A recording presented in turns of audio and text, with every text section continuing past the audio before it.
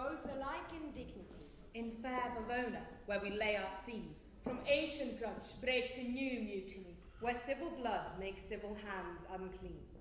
From forth the fatal loins of these two foes, a pair of star-crossed lovers take their life, whose misadventure piteous overthrown, do with their death bury their parents' strife, the fearful passage of their death-marked love, and the continuance of their parents' rage, which but their children's end not could remove, is now the 2 hours traffic of our stage.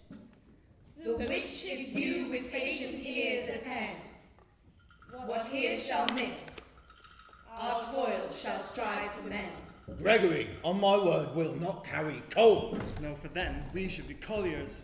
I mean, and we be in collar. We'll draw. Why, while you live, draw your neck out the collar. I strike quickly, being moved. But thou art not quickly moved to strike. A dog of the house of Montague moves me. To move is to stir, and to be valiant is to stand. Therefore, if thou art moved, thou runnest away. A dog of that house shall move me to stand. I will take the wall of any man or maid of Montague. That shows thee a weak slave, for the weakest goes to the wall. True.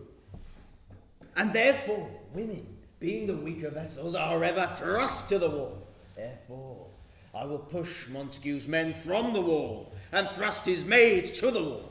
And when I have fought with the men, I'll be cruel with the maids, and cut off their heads, or their maids. Draw thy tool. Here comes two of the house of the Montague. My naked weapon is out. Tomorrow, I will back thee. How? Turn thy back and run. Let us take the law of our sides. Let them begin. I will frown as I walk by, and let them take it as they listen. Nay, as they dare, I will bite my thumb at them, which is a disgrace to them if they bear. Do you bite your thumb at us, sir? I do bite my thumb, sir. Do you bite your thumb at us, sir? It is the law of our side if I say I. No. No, sir, I do not bite my thumb at you, sir. But I do bite my thumb, sir. Do you quarrel, sir? Quarrel? Sir. No, sir.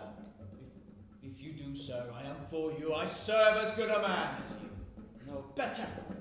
Well, sir. Say better. Here comes one of my master's kinsmen. Yes, better, sir. You lie! Draw, if you be men. Gregory, remember the one you know.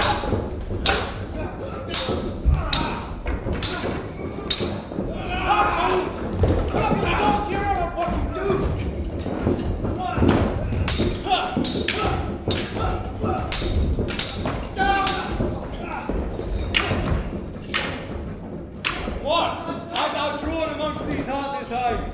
Turn, Benvolio. Look upon thy death. If you but keep the peace, put up your sword, or manage it to part these men with me. Drawn and talk of peace. I hate the world, as I hate hell, all Montagues and thee. Have at thee, cowards. Down with thy patriot!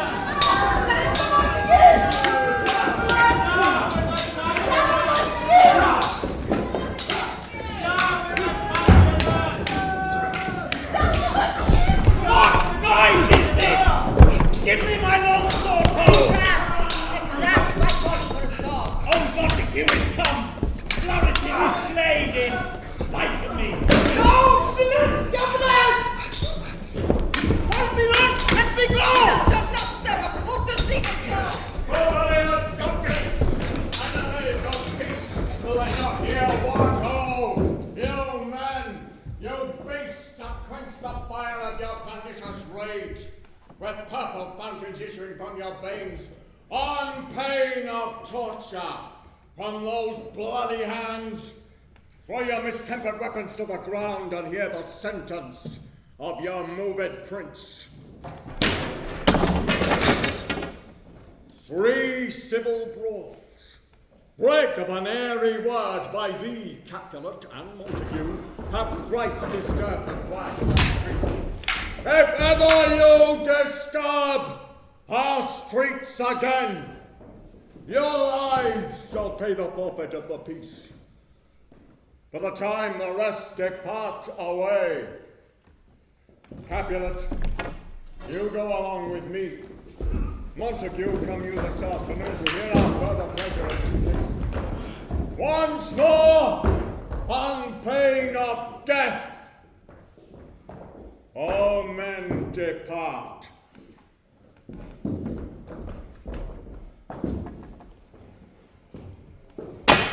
Who set this ancient quarrel new approach?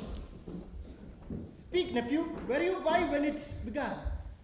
Here were the servants of your adversary and yours, close fighting ere I did approach. I drew to part them. In the instant came the fiery Tybalt with his sword prepared, which as he breathed defiance to my ears, he swung about his head and cut the winds. While we were interchanging cuts and blows, came more and more and fought on part and part, till the prince came hither and parted either part. Oh, where is Romeo? Saw you him today? Right glad I am he was not at this fray. Madam, an hour before the worship sun peered forth the golden window of the east, a troubled mind drew me to walk abroad, where under the grove of a sycamore tree, so early walking did I see your son. Towards him I made, but he was ware of me and stole into the covert of the wood. I, measuring his affections by my own, pursued my humour, not pursuing his, and gladly shunned who gladly fled from me. Many a morning hath he there been seen, adding to clouds, more clouds with his deep sighs. But also soon as the all-cheering sun should in the farthest east begin to draw the shady curtains of Aurora's bed, away from the light steals home my heavy son, and private in his chamber pens himself and makes himself artificial night. Noble uncle, do you know the cause? I neither know it, nor can I learn of him, Have you importuned him by any means? both by myself and many other friends. But he, his own affection's counselor, is to himself so secret and so close, as is the bud bit with an envious worm, ere he can spread his sweet leaves to the air, or dedicate his beauty to the sun. Could we but learn from whence his sorrows grow, we would as willingly give cure as more. See where he comes, so please you step aside. I'll know his grievances or be much denied. How thou wert so happy with thy stay to hear true shrift. Come on, let's away. Good morrow, cousin. Is the day so young? But new struck 9. I mean, sad hours seem long.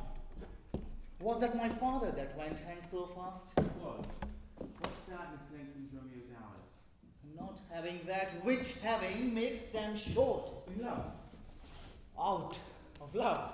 out of her favour where I am in love.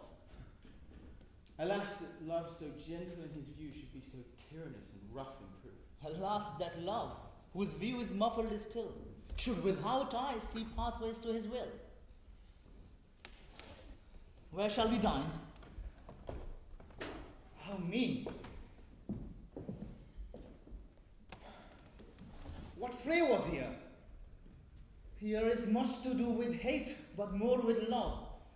Why then, O brawling love, O loving hate, or anything of nothing first create? And this love feel I, that feel no love in this. Dost thou not love? No, cousin, rather weak. A good heart at what? At thy good heart's oppression. Why such is love's transgression? Griefs of mine own lie heavy in my breast, which thou wilt propagate to have it pressed with more of thine. This love that thou hast shown me hath had more grief to too much of mine own. Farewell. Soft, I will go along. And if you leave me so, you do me wrong. Tut, I have lost myself. I am not here. This is not Romeo. He is some other where. Tell me in sadness, who is it that you love? Well, shall I groan and tell thee? Grown, I know, but sadly tell me who. In sadness, cousin, I do love a woman. I am so near when I supposed you loved. A right fair mark, man, she's fair I love. A right fair mark, fair cuz, is soonest hit. Well, in that hit you miss. She will not be hit with Cupid's arrow, she hath Dian's wit. She will not stay the seas of loving tongues, nor bide the encounter for sailing eyes.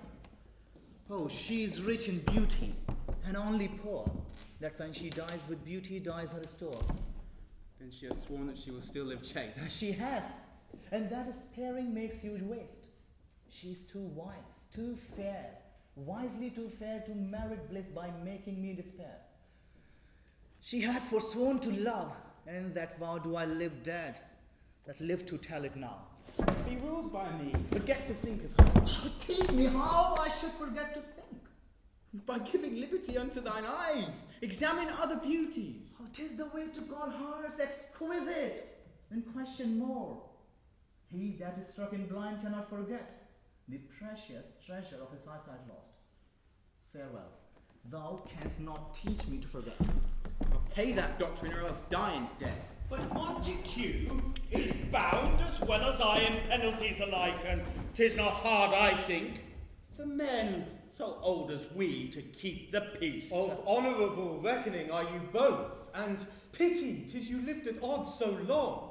But now, my lords, what say you to my suit? But saying over what I have said before, my child is a stranger in this world. She has not yet seen the change of 14 years.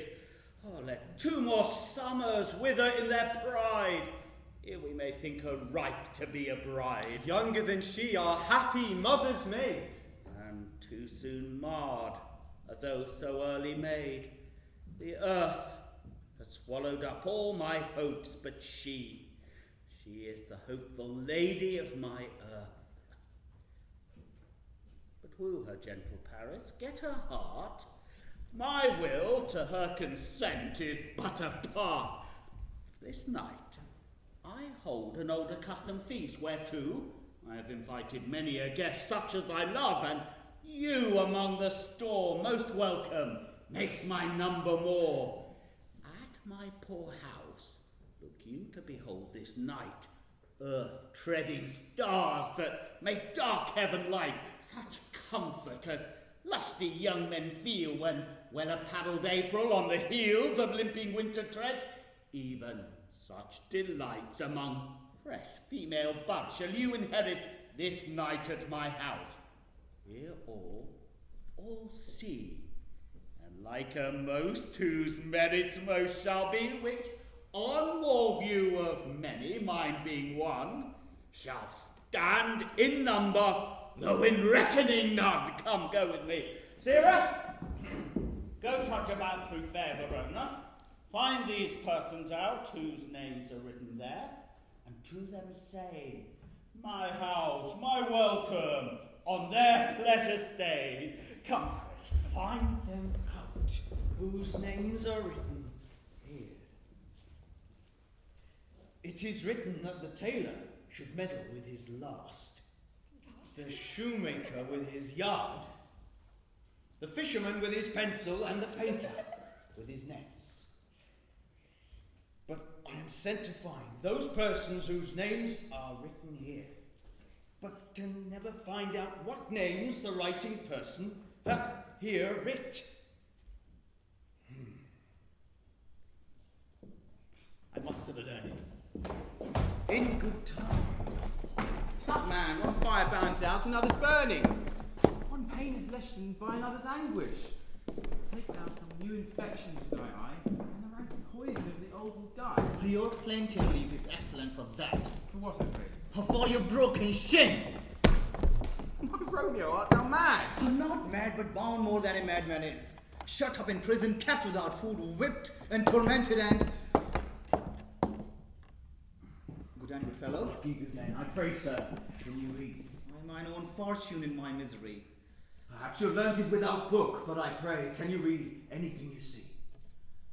If I know the letters and the language. Ye say honestly, rest you merry. Steady, fellow, I can read.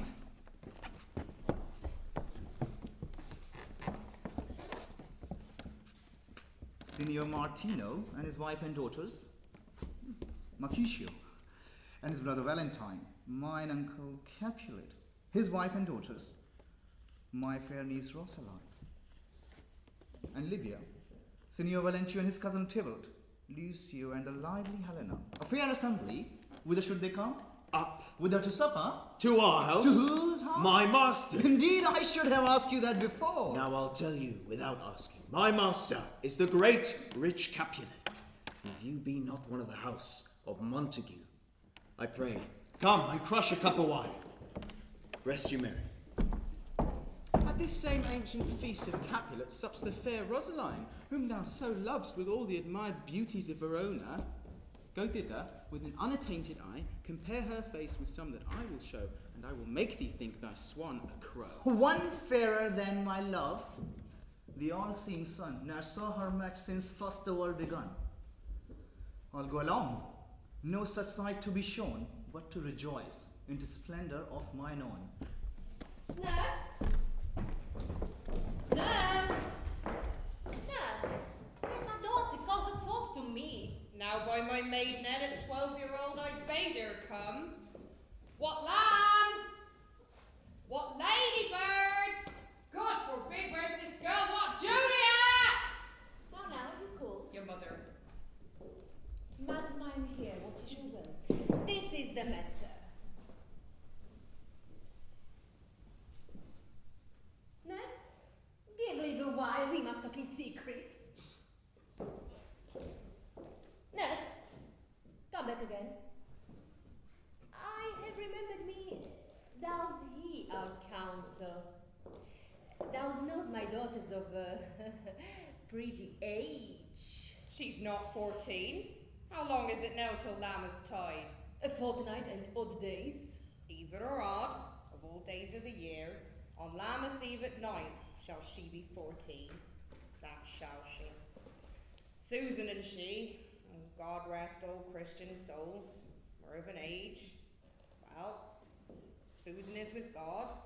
She was too good for me. But as I said, on Lammas Eve at night shall she be 14. That shall she. 'Tis since the earthquake now 11 years and she was weaned. I never shall forget it, of all the days of the year, upon that day. For then she could stand alone. Nay, by the rood she could have run and waddled all about. For even the day before she broke her brow. And then my husband, God be with his soul, I was a merry man, took up the child. Yea, quoth he, fall'st thou on thy face? Thou wilt fall backwards when thou hast more wit, wilt thou not, Jewel? And by my holy dame it stinted and said I. Enough of this! I pray thee hold thy peace. Yes, madam. Yeah, I cannot choose but laugh to think how it should leave crying and say I. And yet I warrant it had upon its brow a bump as big as a young cockerel stone. Oh. Yea, quoth my husband, fall'st thou on thy face, thou wilt fall backwards when thou comes of age, wilt thou not, Jewel? And stint thou too, I pray thee, nurse. Peace, I have done. And God mark me to his grace. Thou was the prettiest babe that e'er I nursed. And I might live to see thee married once I have my wish. Mary, that Mary is the very theme I came to talk of. Tell me, daughter Juliet, how stands your disposition to be married? It is an honour I dream not of. An honour! Were I not thine only nurse, I'd say they'd sucked wisdom from thy teeth. Well, think of marriage now. By my count, I was your mother much of all these years that you are now maid. Thus then in brief, the valiant Paris seeks you for his love. A man, young lady, such a man. Verona's summer hath not such a flower. Nay, he's a flower, in faith, the very flower. What say you? Can you love the gentleman? Tonight you shall behold him at our feast. Read over the volume of young Paris's face, and find delight read there with beauty's pen. This precious book of love, this unbound love to beautify him only lacks a cover. So shall you share all that he doth possess, by having him, making yourself no less. No less, nay bigger. Women grow, boy man. Speak briefly. Can you like of Paris's love? I'll look to like if looking like you move, but no more deep blame dart to mine eye than your consent gives strength to make it fly. Madam, the guests are come. Supper served up. You called my lady after. The nurse cursed in the pantry. Everything in extremity. I must hence await. I beseech you, follow straight. We follow thee. Juliet, the county stays. Go, girl. Seek happy nights for happy days. What shall this feast be spoke for our excuse? Shall we on without apology? We'll have no Cupid hooked with a scarf, nor no without book prologue faintly spoke after the prompt of our entrance. Let them measure us by what they will. We'll measure them a measure and then be gone. Give me a torch. I'm not for dissembling. Being but heavy, I'll bear the light. Nay, Romeo, we must have you dance. Oh, not me, believe me. You have dancing shoes with nimble soles. I have a soul of lead, so it takes me to the ground I cannot move. Thou art a lover. Borrow Cupid's wings and soar with them above a common ground. I'm to soar and pierce with his shafts to soar with his light feathers. And so bound I cannot bound a pitch above that woe. Under love's heavy burden do I sink. And to sink in it should you burden love. Too great oppression for a tender thing. Oh, is love a tender thing? It is too rough, too rude, too boisterous, and pricks like thorn. If love be rough with you, be rough with love. Prick love for prickly, and you beat love down. Come, knock and enter, and no sooner in than every man be taken to his legs. I'll be candle holder and look on. The game was ne'er so fair, and I'm done. Thou art done. We'll draw thee from the fire, or save your reverence. Love, wherein thou stickest to the ears. Come, we burn daylight. Ho! Nay, that's not so. I mean, sir, in delay we waste our lights. In vain, lights by day. I dreamed a dream tonight. And so did I. What was yours? That dreamers often lie. Well, in bed sleep while they do dream things true. Oh, then I see. Queen Mab hath been with you. She is the fairies' midwife, and comes in shape no bigger than an agate stone on the forefinger of an alderman. Her chariot is an empty hazelnut. The wagon spokes made of long spinner's legs, the covers of the wings of grasshoppers, the traces of the smallest spider's webs, the collars of the moonshine's watery beams, the whip of cricket's bone, the lash of film, a wagoner a small, grey-coated gnat. And in this state she gallops night by night through lovers' brains, and then they dream of love. Sometimes she gallops o'er a courtier's nose, and then dreams he of smelling out a suit, and sometimes comes with a tight pigtail, tickling a parson's nose as he lies asleep, and then dreams he of yet another benefice. Sometimes she gallops o'er a soldier's neck, and then dreams he of cutting foreign throats, of breeches and buscados, of Spanish blades, of helves 5 fathom deep, and then anon drums in his ear, at which he starts and wakes, and being thus frightened, swears a prayer or two, and sleeps again. This is that very man that plats the manes of horses in the nights, and bakes the elf-locks in foul, sluttish hairs. This is the hag, when maids lie on their back, that presses them and learns them first to bear, making them women of good carriage. This is she. Peace, Mercutio, peace. Thou talkst of nothing. True. I talk of dreams, which are the subject of an idle dream, because of nothing but vain fantasy, and as thin of substance as the air, who woos even now the frozen bosom of the north. This wind you talk of blows us from ourselves. Supper is done and we shall come too late. I fear too early, for my mind misgives some consequence yet hanging in the stars. Shall bitterly begin his fearful date with this night's revels, and expire the term of a despised life, closed in my breast by some vile forfeit of untimely death. But he that hath the steerage of my course, direct my sail on, lusty gentleman. Strike drop. Where is Potbad? But he helped them to take away, he shift the trencher. He scrape the trench. When good man shall lie all in 1 or 2 men's hands, and they unwashed too, 'tis a foul thing. We with this giant school. Late, hurry up. Come on. Good thou, save me a piece of parchment. And thus, as I was saying, let the porter let in Susan Grindstone and Nell. Susan Grindstone. Potband! Ready! You are looked for, called for, asked for, and sought for. Welcome, gentlemen. Ladies son, plagued with corns, shall have a bout with you.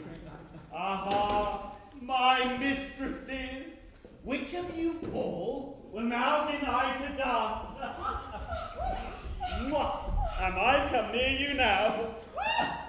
Sorry, darling. You are welcome, gentlemen. Come, musicians, play.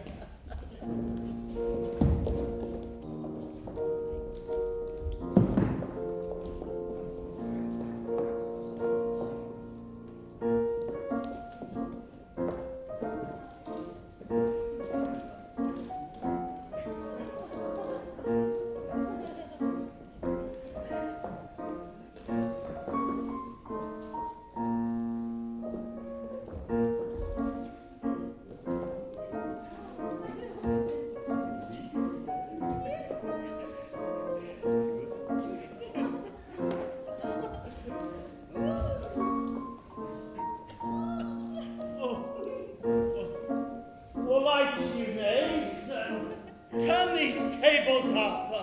Ah, Sirrah, this unlooked for sport comes well. Nay, sit, good cousin Capulet. Oh, for you and I are past our dancing days. How long is it now since last yourself and I were in a mask? My lady, sir, some 30 years. What, man? 'Tis not so much, 'tis not so much. 'Tis since the nuptials of Lucentio come, Pentecost as quickly as it may, some 25 years. And then we must. 'Tis more, 'tis more. Her son is eldest, and her son is 30. Will you tell me that? Some was but a ward 2 years ago. What lady is that which doth ambitiously end of yonder night? I know not, sir. Oh, she doth teach the torches to burn bright. The measure doth I'll watch her place of stand, and touching hers, make blessed my rude hand. Did my heart love till now, forswear its sight, for I ne'er saw true beauty till this night. For this way his voice should be a Montague. What dares the slave come hither covered with an antique face to flare and scorn at our solemnity? Now by the stock and honour of my kin to strike him dead I often not a sin. Why? And now, kinsman, wherefore storms you so? Uncle, this is a Montague, our foe, a villain hither come in spite to scorn at our solemnity this night. Young Romeo, is it? Aye, 'tis he, that villain Romeo. Content ye, gentle cards, let him alone. He bears him like a portly gentleman. I would not for the wealth of all this town here in my house do him disparagement. Therefore be patient, take no note of him.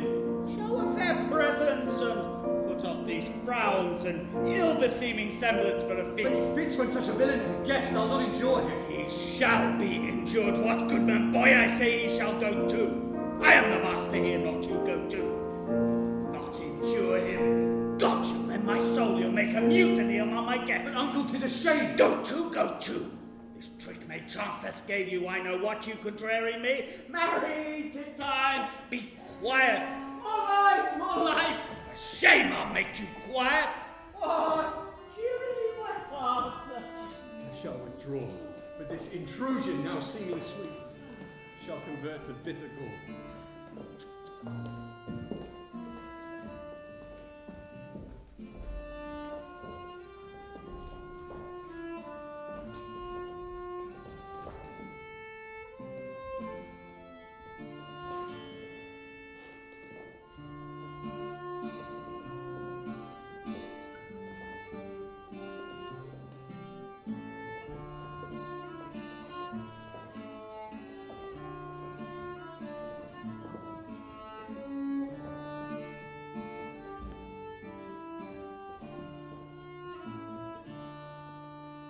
If I profane with my unworthiest hands this holy shrine, the gentle fine is this, my lips two blushing pilgrims, ready stand to smooth that rough touch with a tender kiss. Good pilgrim, you do wrong your hands too much, which manly devotion shows in this. Saints have hands which pilgrims' hands do touch, And palm to palm is holy palmer's kiss. Have not saints lips and holy palmers too? Aye, pilgrim, lips that they must use in prayer. Oh, then, dear saint, that lips do what hands do. They pray. Grant thou lest faith turn to despair. Saints do not move, though grant for prayers. Oh, then move not, while my prayers effect I take. Thus from my lips by yours, my sin is purged. Then have my lips the sin that they have took. O trespass sweetly urged, give me my sin again. You kissed my book. Madam! Your mother craves a word with you. What is her mother? Married bachelor, her mother is the lady of the house, and a wise lady, and a good, and a virtuous. I tell you, he that can lay hold of her shall have the chinks. Oh, she a Capulet. Oh, dear account, my life is my foe's debt. Away, be gone. Sport is at the best. Why, so I fear more is my end rest. Nay, gentlemen, prepare not to be gone. We have a trifling, foolish banquet toward. What? Is it ever so? Why, then I thank you all. I thank you, honest gentlemen. Good night. More torches here. Come on then, let's to bed. Ah, sirrah, by my faith, it waxes late. No, I'll to my rest. Nurse, come here then. What is yon gentleman? The son and heir of old Tiberio. And what is he that followed there and would not dance? I know not. Go ask his name. If he be married, my grave is like for my wedding bed. His name is Romeo, and a Montague. The only son of your great enemy. My only love sprung from my only hate. Too early seen unknown and known too late. What's this? What's this? A rhyme I learned even now of when I danced with all. Juliet! Anon! Anon, come let's away, the strangers are all gone.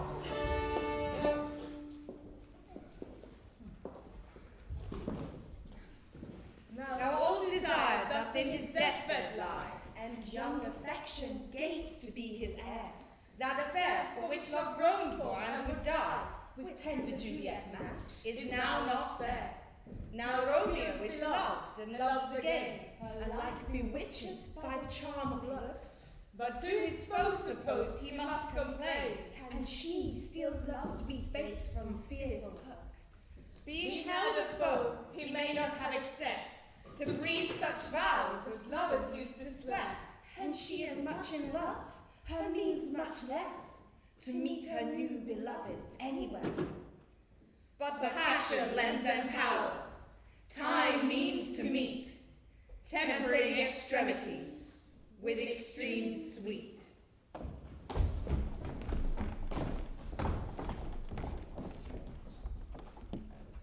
Can I go forward when my heart is here? Turn back the love and find thy center out. Romeo? My cousin Romeo! He is wise, and on my life hath stolen him home to bed. He ran this way and leaped this orchard wall. Corgan Mercutio. Nay, how comes it to? Romeo. You must. Madman. Passion. Lover. Appear thou in the likeness of the sign.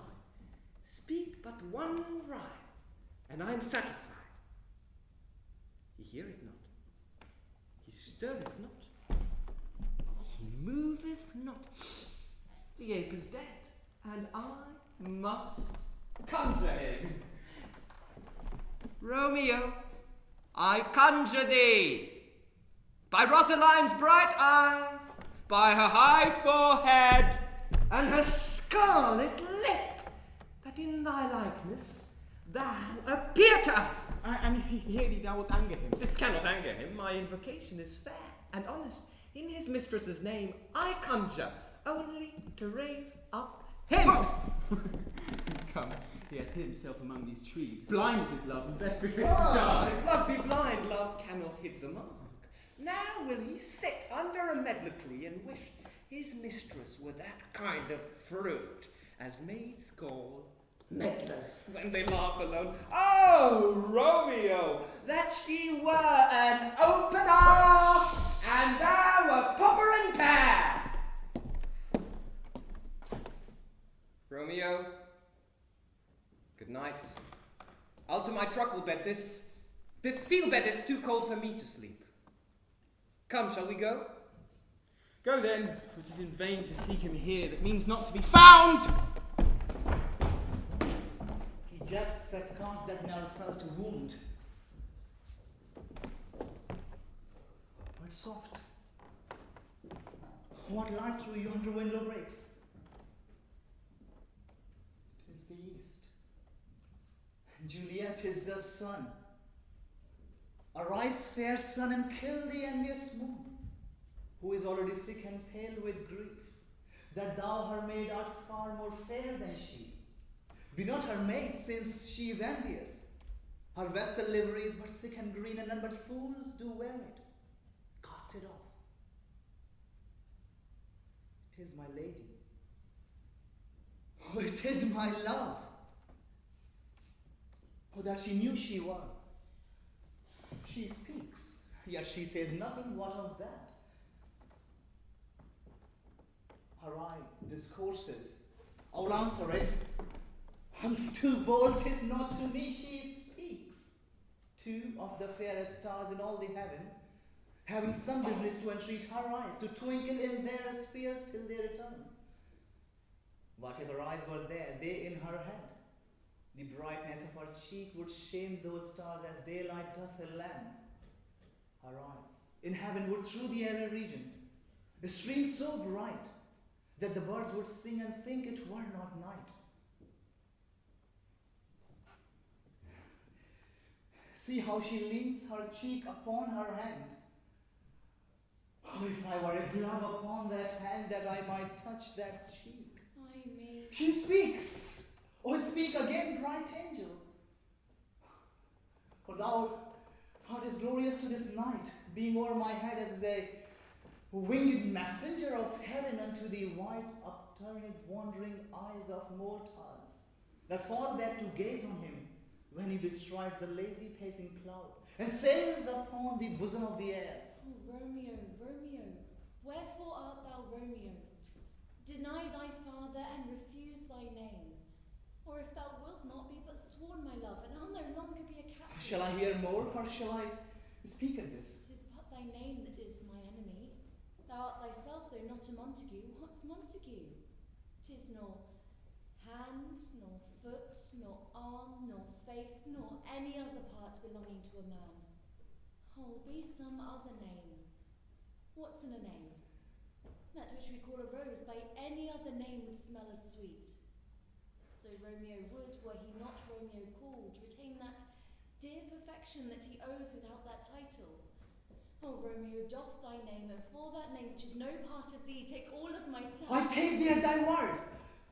Call me but love, and I'll be new baptized. Henceforth I never will be Romeo. What man art thou that thus bescreened in night so stumblest on my counsel? By name I know not how to tell thee who I am. My name, dear saint, is hateful to myself because it is an enemy to thee. Had I it written, I would tear the word. My ears have not yet drunk 100 words of that tongue's utterance, yet I know the sound. Art thou not Romeo and a Montague? Neither, fair saint, if either thee dislike. How camest thou hither? Tell me, and wherefore? The orchard walls are high and hard to climb. The place death, considering who thou art, if any of my kinsmen find thee here. Oh, with love's light wings did I o'erperch these walls. For the stony limit cannot hold love out, and what love can do, that dares love attempt. Therefore thy kinsmen are no threat to me. If they do see thee, they will murder thee. Alack, there lies more peril in thine eyes than 20 of their swords. Look thou but sweet, and I'm proof against their enmity. I would not for the world they saw thee here. I have nice cloak to hide me from their eyes, but if thou love me, let them find me here. My life is better ended by their hate than death prorogued, wanting of thy love. By whose direction foundst thou out this place? By love, who first did prompt me to inquire. He lent me counsel and lent him eyes. I'm no pilot, yet wert thou as far as that vast shore washed by the farthest sea. I would adventure for such merchandise. Thou knowest the mask of night is on my face, else would a maiden blush bepaint my cheek, for that which thou have heard me speak tonight. Oh, fain would I dwell on form, fain deny what I have spoke, but farewell compliment. Dost thou love me? I know thou wilt say aye, and I'll believe thee. Yet if thou swear'st, thou may prove false. At lovers' perjuries they say Jove laughs. Oh, gentle Romeo, if thou dost love, pronounce it faithfully. Or, if thou thinkst I am too quickly won, I'll frown and be perverse and say thee nay, so thou will woo, but else not for the world. In truth, fair Montague, I am too fond, and therefore thou mayst think my haviour light, but trust me, gentlemen, I'll prove more true than those that have more cunning to be strange. I should have been more strange, I must confess, but that which thou overheard ere I was ware my true love's passion. Therefore pardon me, and not impute this yielding to light love which the dark night has so discovered. Lady, by yonder blessed moon, I swear that tips with silver all this Swear not retreat. by the moon, the inconstant moon, lest thy love prove likewise variable. Oh, what shall I swear by? Do not swear at all. Or, if thou wilt, swear by thy gracious self, which is the god of my idolatry, and I'll believe thee. If my heart's dear No, love. but do not swear at all. Although I joy in thee, I have no joy in this contract tonight. It is too rash, too sudden, too unadvised, too like the lightning which doth cease to be ere one says it lightens. Good night. Good night. This bud of love, by summer's ripening breath, may yet prove a beauteous flower by next we meet. May sweet repose and rest lie in thy heart as that within my breast. Wilt thou leave me so unsatisfied? What satisfaction canst thou have tonight? The exchange of thy love's faithful vow for mine. I did give it thee before thou did request it, and yet I would it were to give again. Wouldst thou withdraw it? For what purpose, love? But to be frank, and give it thee again. I want but for the thing I have. My bounty is as boundless as the sea. My love is deep. The more I give to thee, the more I have, for both are infinite. Madam! I hear some noise within. Dear love, adieu. Juliet! Anon! Dear Montague, be true. Stay but a little. I will come again. Oh, blessed, blessed night. Being a knight, I'm afraid this is all but a dream. Too flattering sweet to be substantial. 3 words, dear Romeo, and good night indeed. If thy bent of love be honourable, thy purpose marriage, send me word tomorrow by one that I'll procure to come to thee, where and what time they will perform the rite. And all my fortunes at thy foot I'll lay, and follow thee, my lord, throughout the world. Madam! Anon! But if thou meanest not well, I beseech thee. Madam! By and by I come! Cease thy suit and leave me to my grief. Tomorrow will I send. To try my soul. 1,000 times good night. 1,000 times to want thy light. Love goes toward love, as schoolboys from their books, but love from love toward a school with heavy looks. Hist, Romeo, hist! Oh, for a falconer's voice to lure this tassel gentle back again. It is my soul that calls upon my name. How silver sweet sound lovers tongue by night, as soft as music attending to ears. Romeo, My dear, at what o'clock tomorrow shall I send to thee? at the hour of 9. I will not fail. 'Tis 20 years till then. I have forgot why I did call thee back. Let me stand here till thou remember it. I will forget having thee still stand there, remembering how I love thy company. And I will still stay to have thee still forgetting any other home birthdays. It is almost morning. I would have thee gone, and yet no further than a wanton's bird, that lets it hop a little from her hand, and with a silk thread plucks it back again, so loving jealous of his liberty. I would I were thy bird. Sweet, so would I. Yet I would kill thee with much cherishing. Good night. Good night. Parting is such sweet sorrow that I could say good night till it be morrow. Sleep dwell upon thine eyes, peace in thy breast. Would I were sleep and peace, so sweet to rest.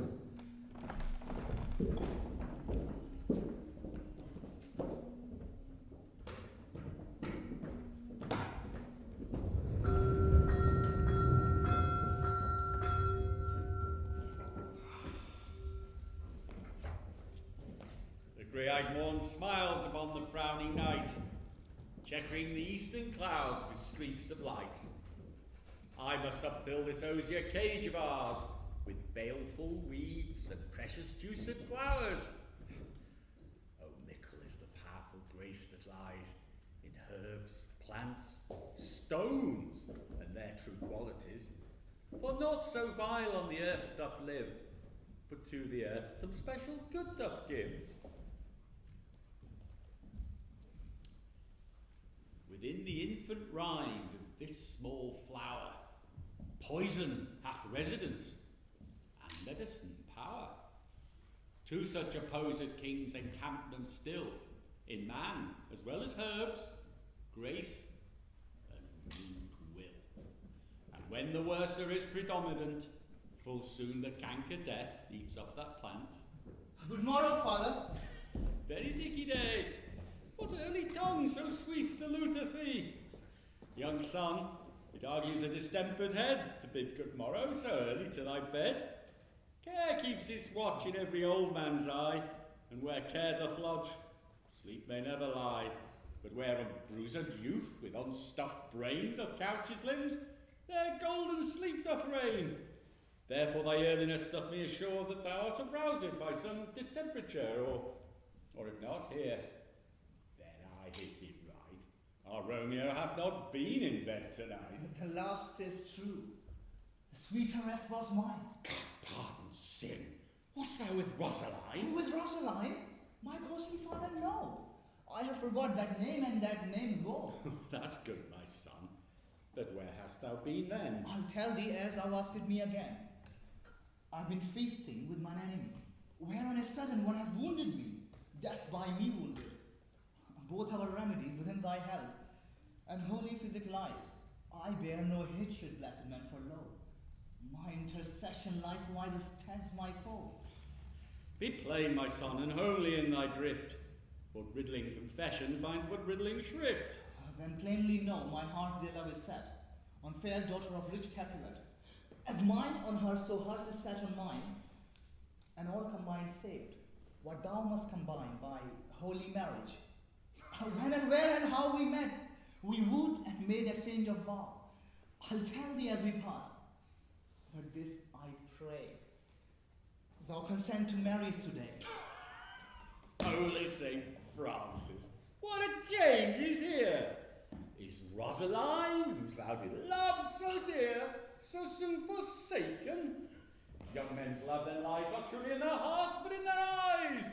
The sun not yet thy sighs from heaven clears, thy old groans still ring on my ancient ears. Lo, here on thy cheek a stain doth sit, from an old tear not washed off yet. If e'er thou wast thyself and these woes were thine, thou and these woes were all for Rosaline. Thou chidest me on for loving Rosaline. For doting, not for loving, pupil mine. Biddest me bury love. Not in a grave to lay one in, another out to have. I pray thee, chide not. She whom I love now, that grace for grace, and love for love allow. The other did not so. She knew well. Thy love did read by rote, and could not spell. But come, young waverer, come with me, for in one respect I'll thy assistant be. For this alliance may so happy prove, to turn your household's rancour to pure love. Oh, let us hence. I stand on sudden haste. Wisely and slow, they stumble and run fast. Where the devil should this Romeo be? Came he not home tonight? Not to his father's house, I spoke with his man. Why, that same pale, hard-hearted wench, that Rosaline, drives him so that he will sure run mad. Tybalt, the kinsman of old Capulet, has sent a letter to his father's house. A challenge on my life. Romeo will answer it. Alas, poor Romeo, he is already dead, stabbed with a white wench's black eye, shot through the ear with a love song, the very pin of his heart cleft with the blind bow boy's butt shaft. And is he a man to encounter Tybalt? And what is Tybalt? More than Prince of Cats.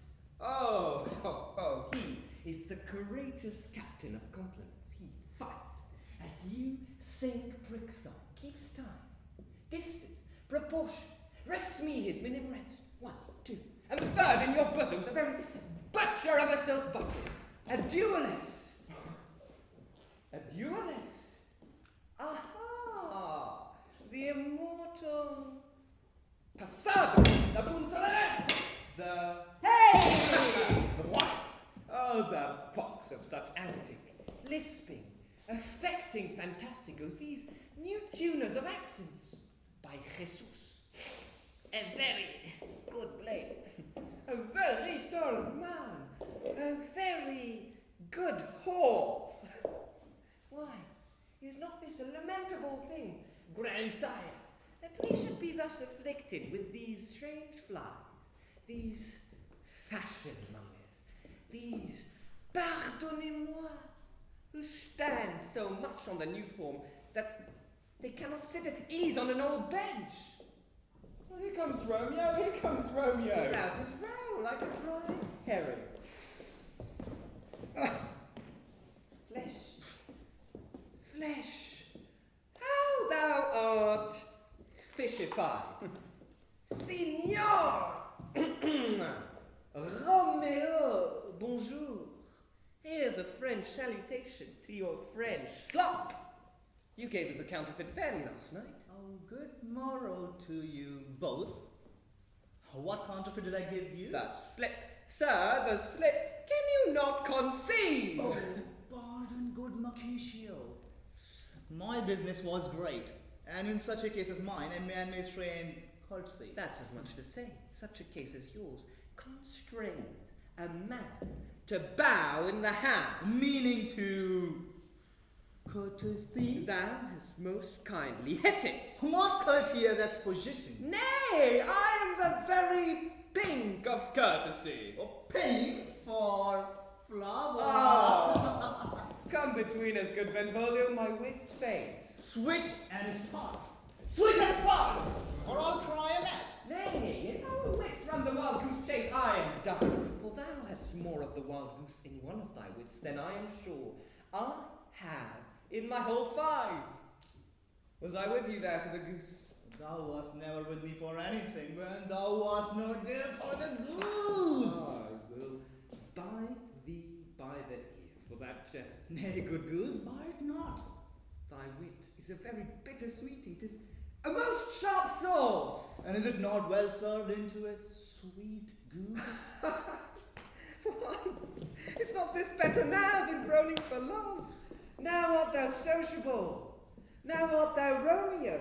Now art thou what thou art, by art as well as by nature, for this drivelling love is like a great natural that stumbles, rolling up and down to hide his bauble in a hole. Stop there. Stop there. Oh, here is a goodly girl. A say. A say. Two, a shirt and a smock. Peter! Hello? I found Peter! But Peter had that to hide her face. Oh, her fan is the fairer face. God ye good morrow, gentlemen. Is it a good day, then? Tis no less than the body hand of the dial is past the brick of noon. Out upon you. What a man are you? One gentle woman that God hath made for himself to mar. By my troth, it is well said for himself to mar, quotha. Gentlemen, can any of you tell me where I might find the young Romeo? Oh, I can tell you, but young Romeo will be older when you found him than he was when you sought him. I am the youngest of that name for fault of a worse. You say well. Yea, is the worse well. Very well said, i' faith. Wisely. Wisely. If you be he, sir, I desire some confidence with you. She will indict him to some supper. Oh, a ball!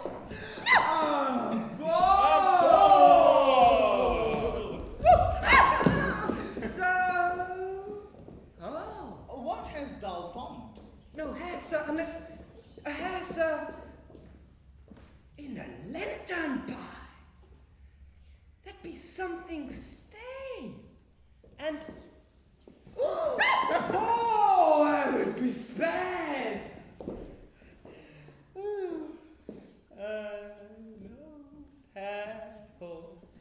And an old hair-hole is very good meat in length. And a hair that is whole is too good for a skull, lest it or ere it be spared.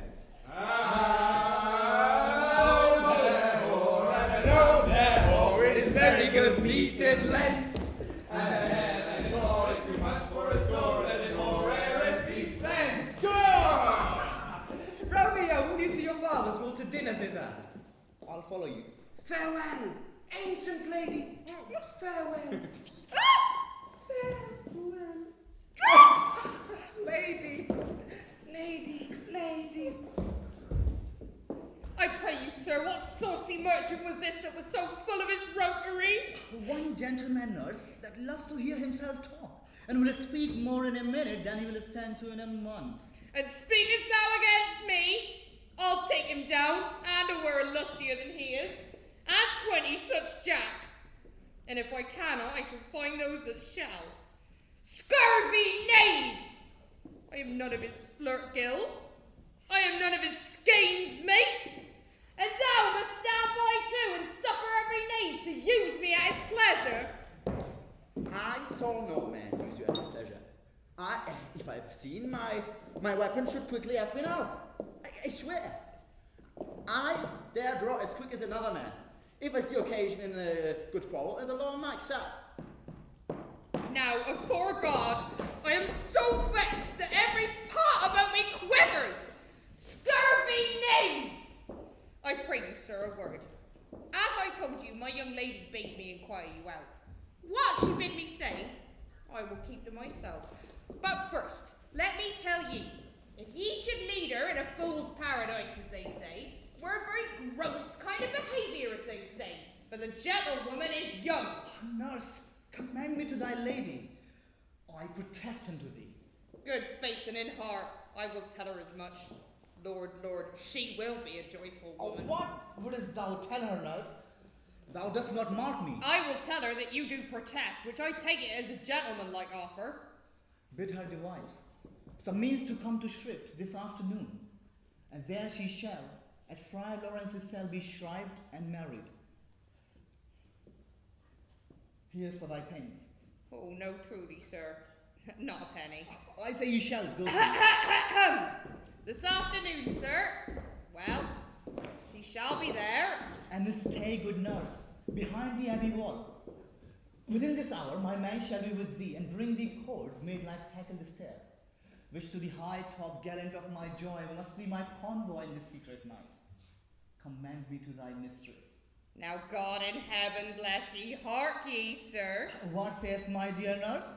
Well, sir, my mistress is the sweetest lady. Lord, when 'twas a little prattling thing. Command me to thy lady, nurse. I 1,000 times. Peter! Anon! Peter! Well, take my fan, go on board, and a pace.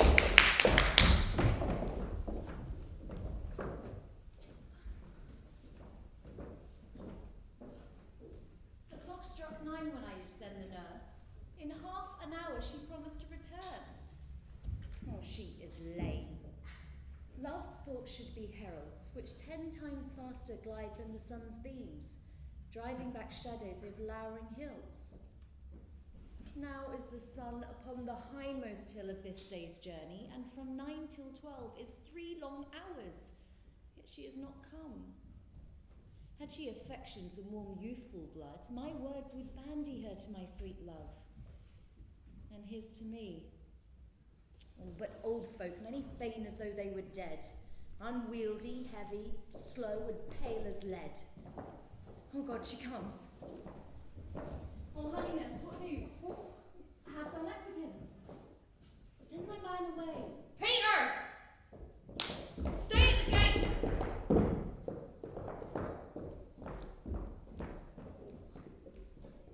Oh, Honeyness, what... Oh, Lord, why look'st thou sad? Though news be sad, yet tell them merrily. I am a-weary! Give me leave a while. Oh, fie how my bones ache. Oh, what a jaunt have I! Oh, would thou had my bones nigh thy news? Nay, come, I pray thee speak. Oh, good goodness, speak. Jesu, what haste! Can you not stay a while? Can you not see that I am out of breath? Well, how is thou out of breath when thou hast breath to tell me thou art out of breath? Is thy news good or bad? Answer to that. Oh, let me be satisfied. Is good or bad? Well, you know not how to choose a man. Romeo, no, not he. Though his face be better than any man's, and yet his leg exceeds all men's, and for a hand, and a foot, and a body, though they're not to be talked on, yet they are past compare. He's not the flower of courtesy, but I'll warrant him as gentle as a lamb. Go thy ways, wench, serve God. Have you dined at home? No, but all this did I know before. What says he of our wedding? What of that? Oh, Lord, how my head aches. Oh, what a head have I. Oh, it beats as if it had fallen 20 pieces. Oh, my back. T'other side. Oh, my back. Beshrew your heart for sending me about to catch my death with jaunting up and down. Oh, in faith, I'm sorry thou art not well. Oh, sweet, sweet nurse. What says my love? Your love says like an honest gentleman, and a courteous, and a kind, and I'll warrant a handsome, and a virtuous. Where's your mother? Where's my mother? Why, she is within. Where should she be? How oddly thou repliest. Your love says like an honest gentleman. Where's your mother? God's lady dear. Oh, is this the poultice for my aching bones? Henceforward do your messages yourself. Oh, here's a coil. Nay, come, what says Romeo? Have you got leave to go to shrift today? I have. Then hie you hence to Friar Lawrence's cell. There stays a husband to make you a wife. Now comes some wanton blood up in your cheeks. Hie you to church. I must another way, to fetch a ladder, by the which your love must climb the bird's nest soon when it is dark. I am the drudge and toil in your delight, but you shall bear the burden soon at night. Hie you to the cell. Oh, hie to high fortune, good nurse, farewell.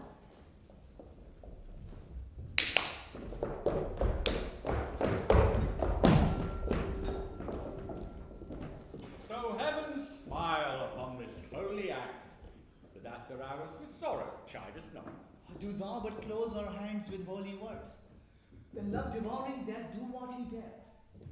It is enough that I may but call her mine. These violent delights have violent ends, that in their triumph die like fire and powder. Therefore love moderately. Long love doth so. Too swift arrives as tardy as too slow.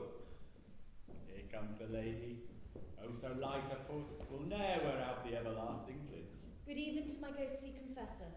Romeo shall thank thee, daughter, for us both. As much to him, else is his thanks too much. Juliet, if the measure of thy joy be heaped like mine, and if thy skill be more to blazon it, then sweeten with thy breath this neighbour air, and let rich music still unfold the imagined happiness that both receive, in either by this dear encounter. Conceit more rich in matter than in words brags of substance, not of ornament. They are but beggars that can count their worth. My true love has grown to such excess that I cannot sum up sum of half my wealth. Come go with me, and we shall make short work. For by your leaves you shall not stay alone, till Holy Church incorporate two in one.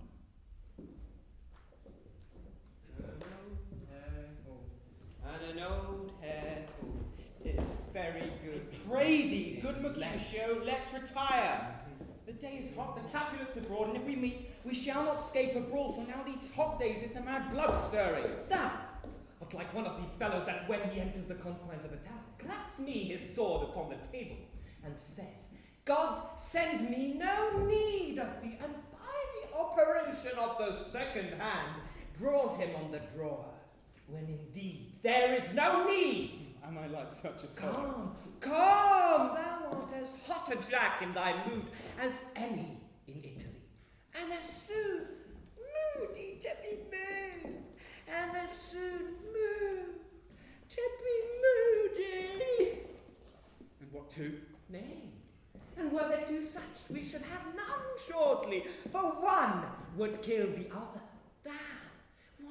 Thou wilt quarrel with a man for cracking nuts, having no reason other than because thou hast hazel eyes.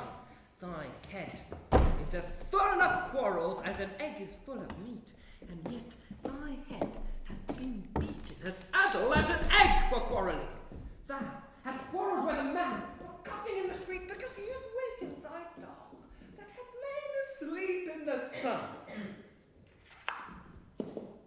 Didst thou not quarrel with a tailor for wearing his fresh doublet before Easter, and yet thou wilt tutor me from quarrelling? And I was so apt to quarrel as thou art, any man should buy the fee simple of my life for an hour and a quarter.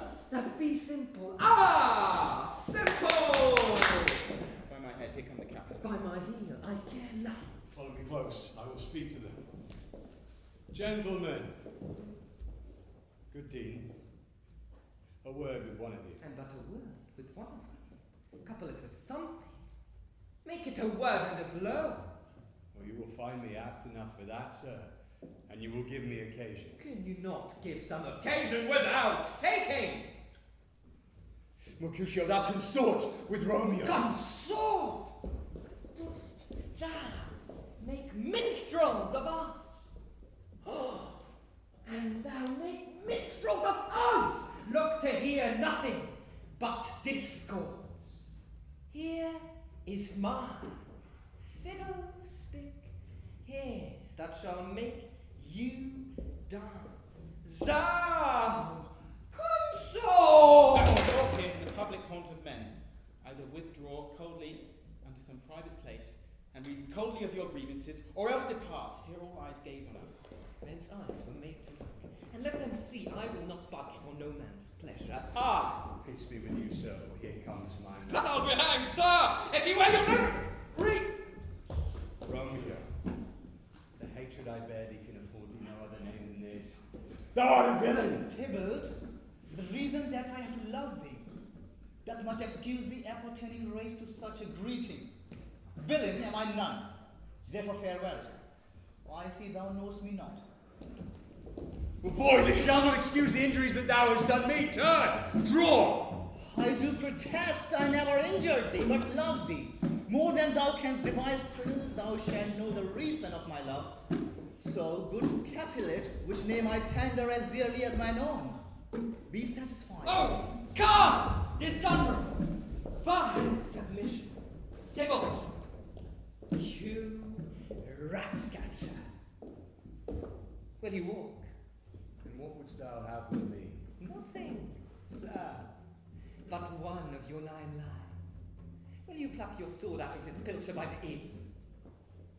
Make haste, lest mine be about your ears ere it be out. Sir, I am for you. Stand to Mercutio, put thy hand here!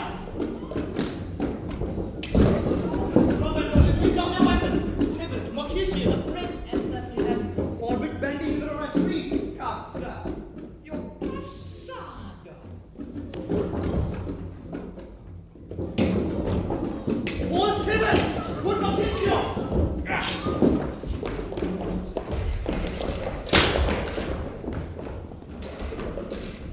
I'm dead. Plague on both your houses. I'm spent. Is he gone? That's nothing. What hast thou heard? Aye. Ah! Scratch. Scratch. Mary, 'tis enough. cannot be much. No, it is not so deep as a well, no. So wide as a church door, but it is enough. It will serve. Ask for me tomorrow, and you shall find me a grave. Man. Sons. A dog. A rat. A mouse. A cat. Just scratch the man to death. Why the devil came you between us? I was hurt under your arm. I thought all for the best. Help me to some house and volume, or I shall faint.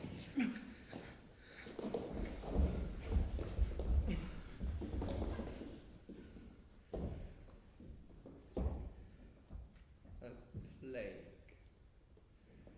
on both your houses. They have made worm's meat of me. I have it, and soundly too. Your houses.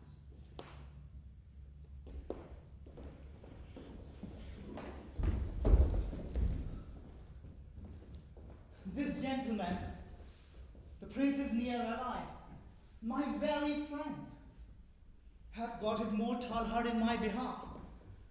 My reputation is stained with Tybalt's slander. Tybalt, that an hour hath been my kinsman. Oh, Juliet, thy beauty hath made me effeminate, and in my temper softened valorous steel. Romeo, grave Mercutio's dead. That gallant spirit hath aspired the clouds which too untimely here did scorn the earth. This day's black fate, more days doth depend. This but begins the war, others must end.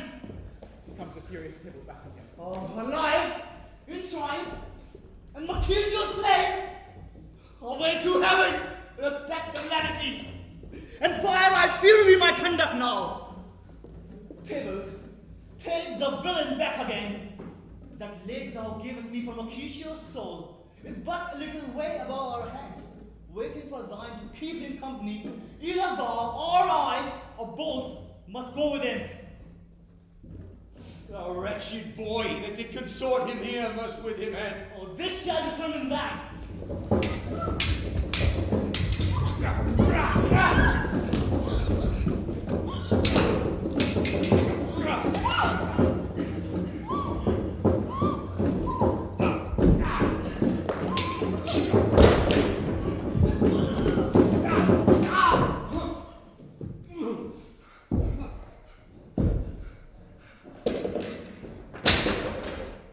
Romeo, away, be gone. The citizens are up, Tybalt slain. Stand not amazed, the prince will do me death and thou art taken. Hence away, be gone! O unfortune's fool, dost thou Stay! Which way ran he that killed Mercutio? Tybalt, the murderer, which way ran he? There lies that Tybalt. Up, sir, you go with me. I charge thee in the prince's name. Obey! Where are the vile beginners of this fray? Noble prince, I can discover all. There lies the man slain by young Romeo. But soon thy kingdom, brave Mercutio. Oh, Tybalt, my cousin, oh, my brother's child. Oh, prince, oh, husband, oh, the blood is spilled. Oh, my dear kinsman. Oh, prince, as thou art through for blood of ours, shed blood of Montague. Oh, my cousin, my cousin. Benvolio, who began this vile fray? Tybalt, no, he is slain, who Romeo's hand did slay. Romeo, who spoke in fair words with all your high displeasure. All this uttered with gentle breast. Calm look and knees humbly bowed could not take truce with the unruly spleen of Tybalt, deaf to peace. He cries aloud, hold friends, friends part, and swifter than his tongue his agile arm beats down their fatal points in twixt and rushes, underneath whose arm an envious thrust from Tybalt hit the life of stout Mercutio, and then Tybalt fled. But by and by comes back to Romeo, who had but newly entertained revenge, and two they go like lightning, for ere I could talk to part them, was stout Tybalt slain. And as he fell, did Romeo turn and fly. This is the truth, or let Benvolio die. He's a kinsman to the Montague. That's true. Affection eggs in force. He speaks not true. A number of them fought in this black strife, and all that number could but kill one life. I beg for justice, which thou, prince, must give. Romeo slew Tybalt. Romeo must not live. Romeo slew him. Yes. He slew Mercutio. And now the price of his dear blood doth. Not Romeo, Prince. He was Mercutio's friend. His fault concludes but what the law should end, the life of Tybalt. And for that offence, immediately we do exile him hence. That's not enough. I have some interest in your hate's proceedings. My blood for your rude brawls doth lie a-bleeding. I will be deaf to pleading and excuses, nor tears, nor prayers shall purchase out abuses, therefore use none. Let Romeo hence in haste, else when he's found that hour is his last. Bear hence this body, and attend our will. Mercy but murders, pardoning those that kill. Romeo's vanishing! Romeo's vanishing!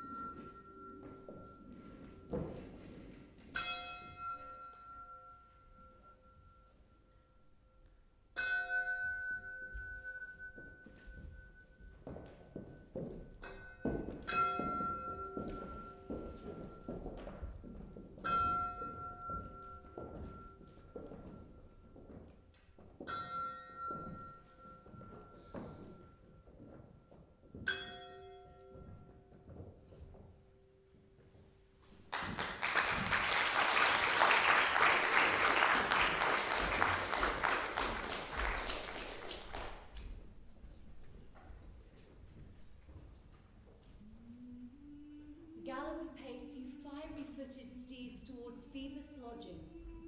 Such a wagoner as Phaeton would whip you to the west and bring on cloudy night immediately.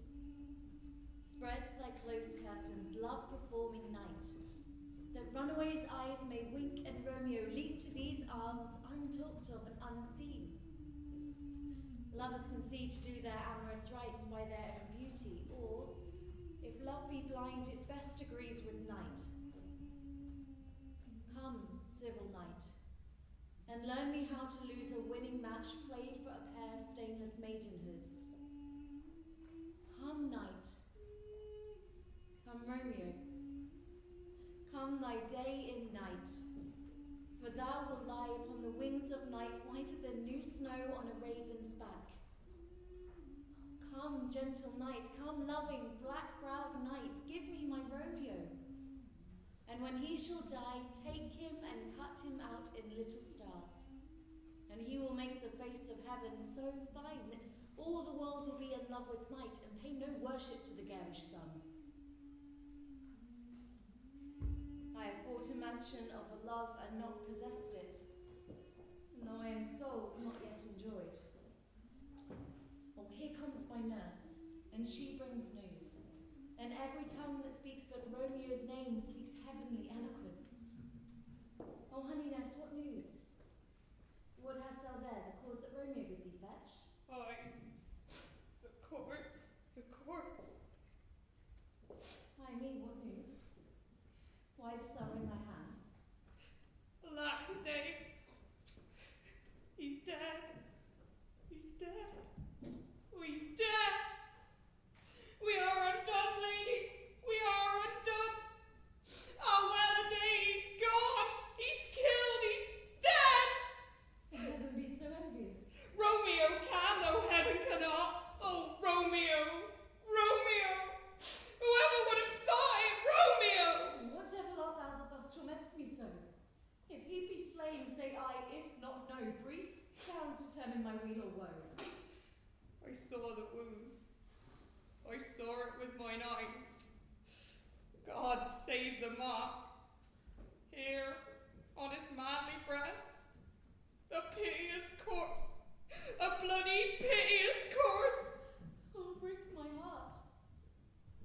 bankrupt, break at once. To prison eyes ne'er look on liberty. Vile earth to earth resign, end motion here. Thou and Romeo press one heavy bier. Oh, Tybalt! Tybalt! The best friend that ever I had! Oh, courteous Tybalt! Honest gentleman! That ever I should live to see thee dead! What storm is this that blows so contrary? Is Romeo slain and is Tybalt dead, my dear loved cousin and my dear lord? Tybalt is gone, and Romeo is banished. Romeo that killed him, he is banished. Oh God, did Romeo's hand shed Tybalt's blood? It did. Oh, it did, alack, the day it did. Beautiful tyrant, fiend angelical, an honourable villain, a damned saint. Is ever book containing such vile matter so fairly banned? Or that deceit should dwell in such a gorgeous palace? There's no faith, no honesty, no trust in men. All perjured, all forsworn, all not, all dissemblers. Ah, where's my man? Samacqua vitae ho! Oh, shame come to Romeo! Blessed be thy tongue for such a wish. He was not born to shame. Upon his brow shame is a shame to sit. Will thou speak well of him that killed your cousin? Should I speak ill of him that is my husband? Oh, poor my lord, what tongue shall smooth thy name when I, thy 3 hours wife, have mangled it? But wherefore, villain, didst thou kill my cousin? That villain cousin would have killed my lord. Back, foolish tears, back to your native spring. My husband lives that Tybalt would have slain, and Tybalt is dead that would have slain my husband. All this is comfort. Wherefore weep I then? Some word there was, worse than Tybalt's death, that hath murdered me. Who would forget it fain, but oh, it presses to my memory. Tybalt is dead, and Romeo is banished. That banished, that one word banished, have slain 10,000 Tybalts. Tybalt's death were woe enough that it ended there, but with a rearward following, Romeo is banished. To speak that word is mother, father, Tybalt, Romeo, Juliet, all slain, all dead. Romeo is banished! There is no end, no limit to measure or bound in that word's death. No words can that woe sound. Where is my father and mother, nurse? Weeping and wailing over Tybalt's corpse. Will you go to them? I'll bring you thither. Wash they his wounds with tears. Mine will be spent when there's a drive for Romeo's banishment.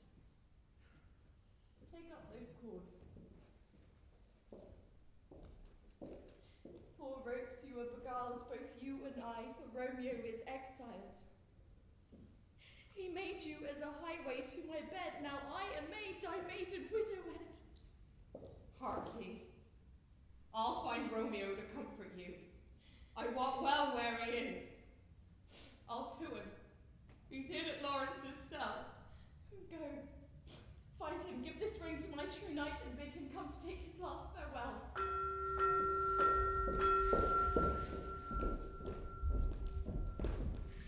Romeo, come forth! Come forth, thou fearful man! Father, what news? What is the prince's doom?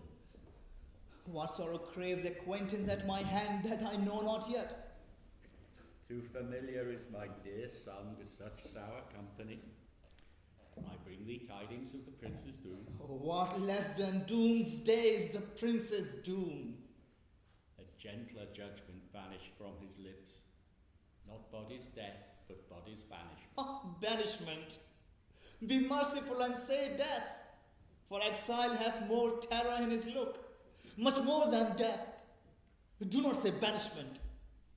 Hence from Verona art thou banished. Be patient, for the world is broad and wide. Oh, there is no world without Verona walls, but purgatory, torture, hell itself. Hence banished is death mistermed. And world's exile is death. Then banished is death mistermed, calling death banishment. Thou cuts my head off with a golden axe, and smiles upon the stroke that murders me. No deadly sin, no rude unthankfulness. Thy fault our law calls death, but the kind prince, taking thy part, hath rushed aside the law and taken that black word death and made it banishment. This is dear mercy, and thou seest it not. 'Tis torture and not mercy. Heaven is here where Juliet lives, and every cat and dog and little mouse and every unworthy thing lives here in heaven and may look on her, but Romeo may not. More courtship lives in carrion flies than Romeo, and they may seize the white wonder on Juliet's hand and steal the mortal blessing from her lips, but Romeo may not. He is banished. Flies may do this, but I from this must fly. They are free men, but I am banished. Sayest thou yet, exile is not death? O friar, the damned use that word in hell, the howlings attend it. How hast thou the heart to mangle me with that word banished? Thou fond madman, hear me a little speak. Or wilt thou speak again of banishment? I'll give thee armour to keep off that word. At first is sweet milk, philosophy, to comfort thee, even though thou art banished. Oh, yet banished! And what philosophy? Unless philosophy can make a Juliet, displant a town, reverse prince's doom, it helps not, it prevails not. Talk no more. Oh, then I see that madmen have no ears. Oh, should they when the wise men have no eyes? Let me dispute with thee at thy estate. But thou canst not speak of thou dost not feel. Art thou as young as I? Juliet thy love? And I will but merit Tybalt murderer doting like me banished? Then must thou speak, then must thou tear thy hair and fall upon the ground like I do now, taking the measure of an unmade grave. Arise! What knocks? Good Romeo, go hide thyself. Who's there? Hark, how they knock. By and by. God's will, what simpleness is this? Who's there? I come. Whence comes you? What's your will? Let me come in and you shall know my errand. I come from Lady Juliet. Welcome then. Oh, holy friar. Oh, tell me, holy friar, where is my lady's lord? Where is Romeo?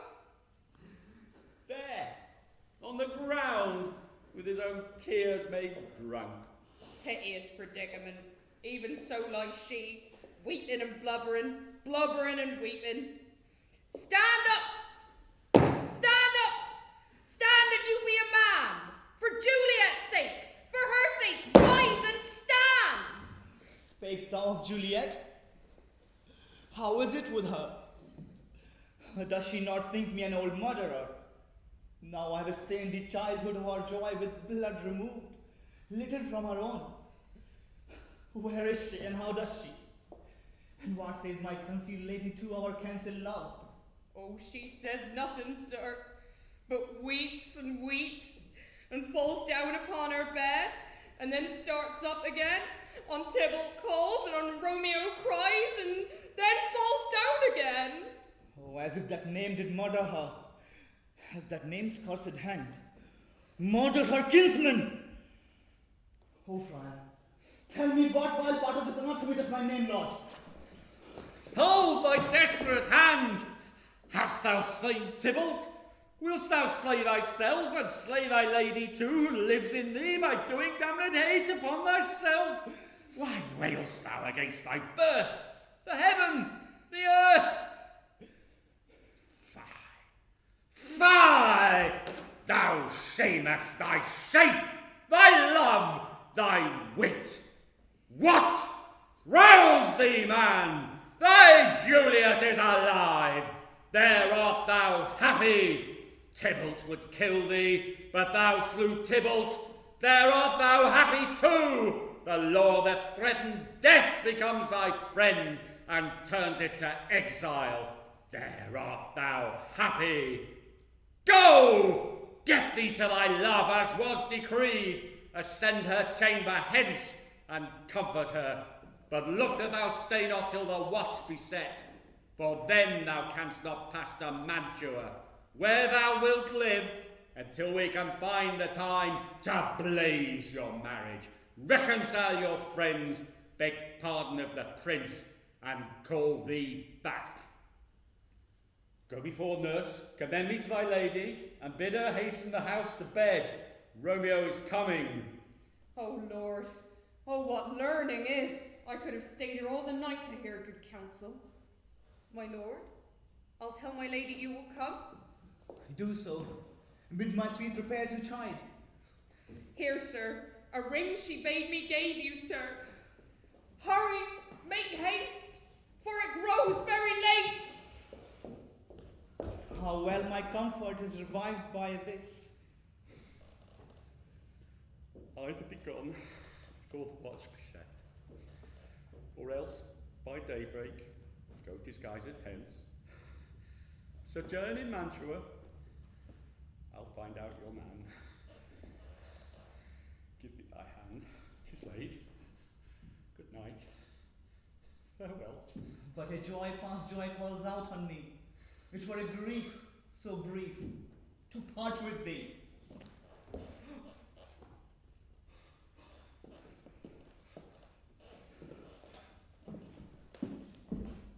Things have fallen out, sir, so unluckily that we have had no time to move our daughter.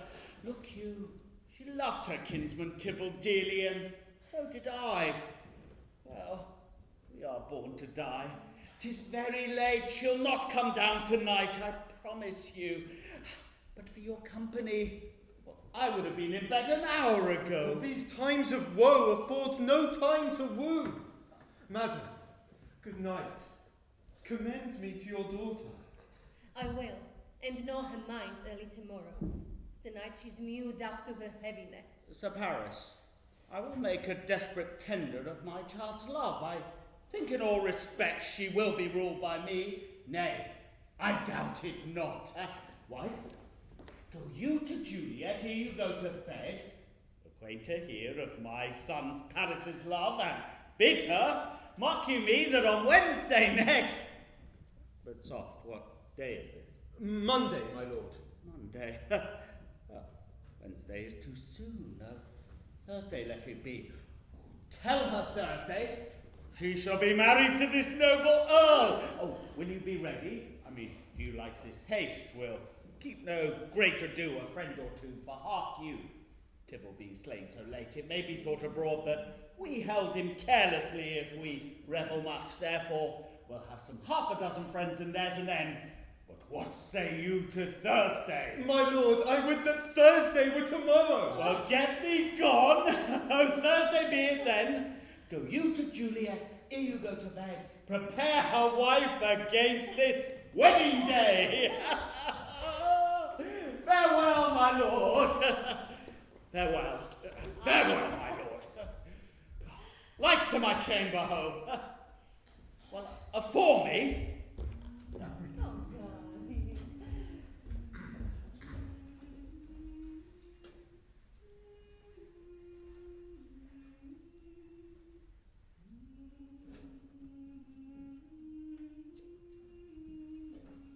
thou be gone soon? It is not yet midday. It was the nightingale and not the lark that pierced the fearful hollow of thine ear. Nightly she sings on yon pomegranate tree. Believe me, love, it was the nightingale. It was the lark, no nightingale. Look, love, what envious shrieks do lace the severing clouds in yonder east. I must be gone and live, or stay and die. Your light is not daylight, I know it.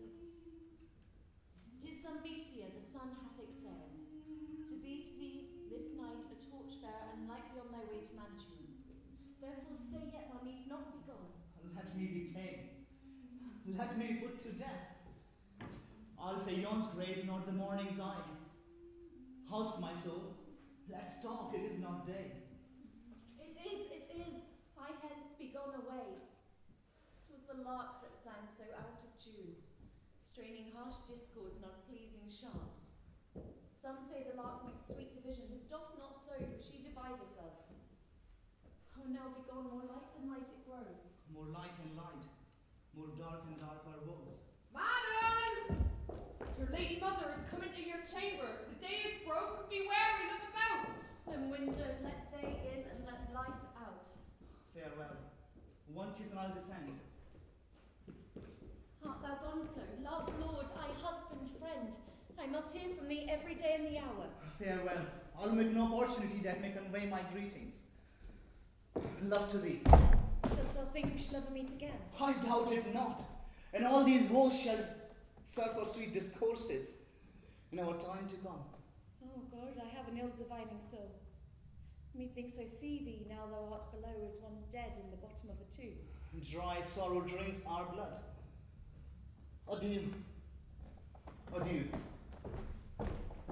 Oh, fortune, fortune. All men call thee fickle. If thou art fickle, fortune, what dost thou with him that is renowned for faith? Be fickle, fortune, for then I hope thou wilt not keep him long, but send him back again.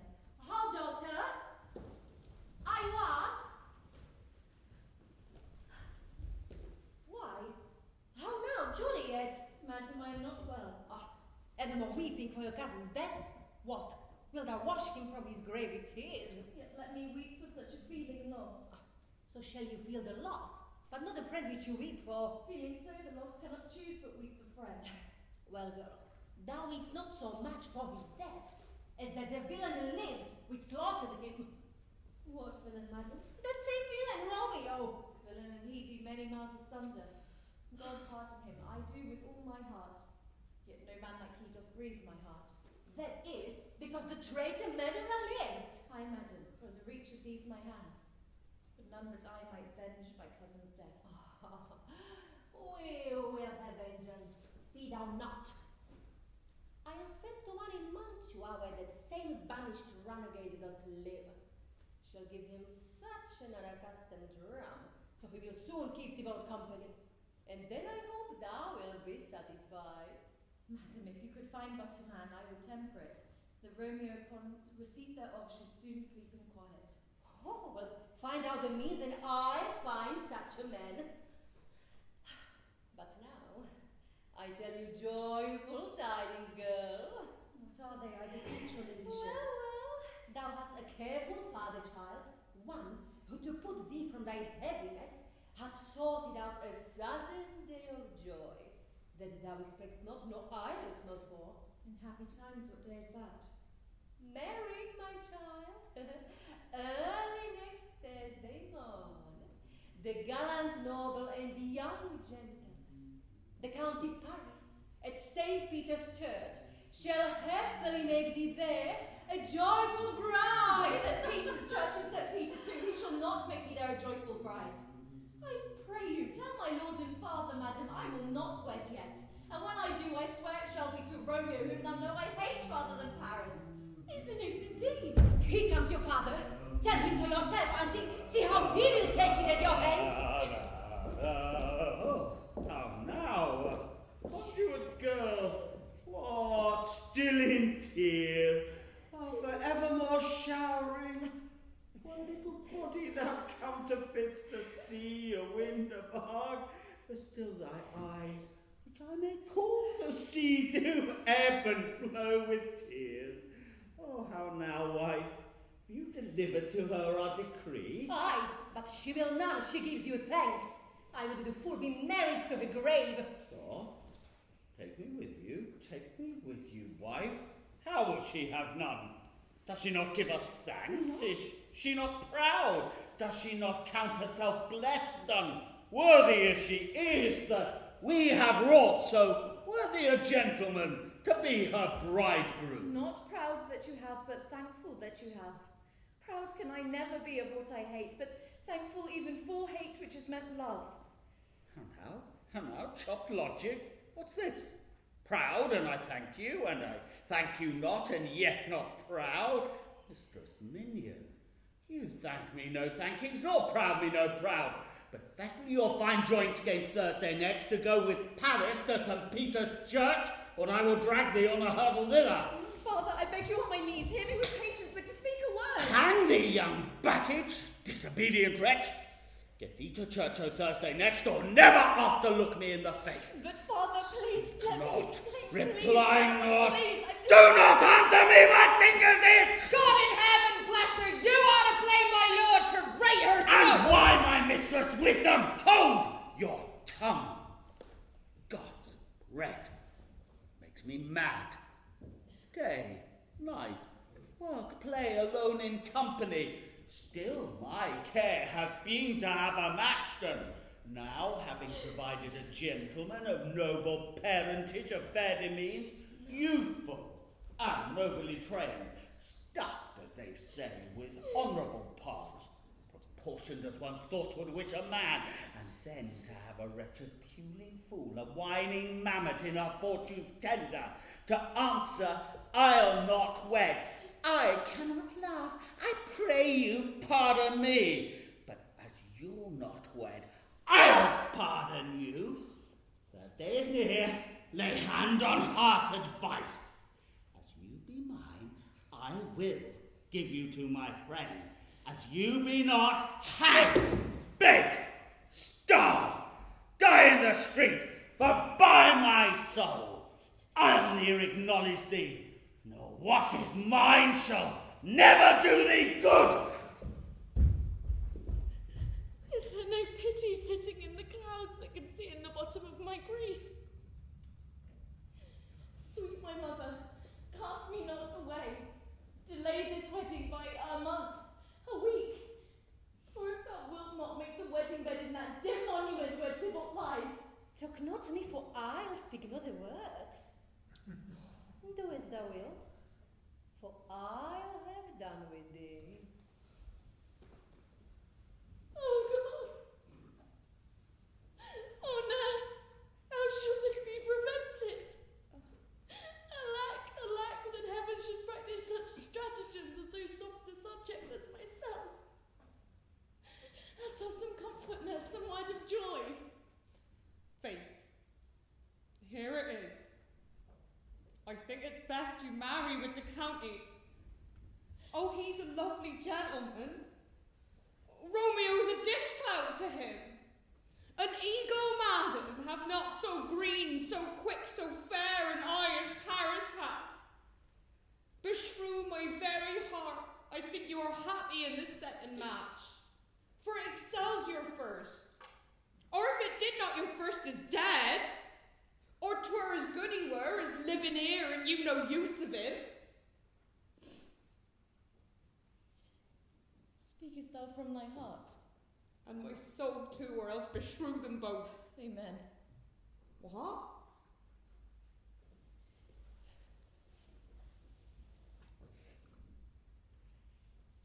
Thou hast comforted me marvellous much. Go in and tell my lady I am gone, having displeased my father, to Lawrence's cell, to make confession and to be absolved. I will. And marry. This is wisely done.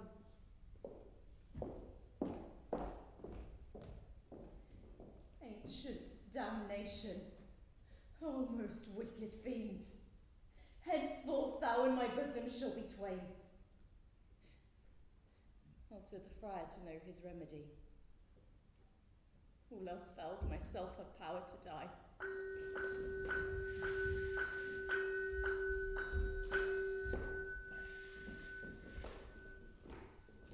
Thursday, sir? The time is very short. My father Capulet will have it so, and I am nothing slow to slack his haste. You say you do not know the lady's mind.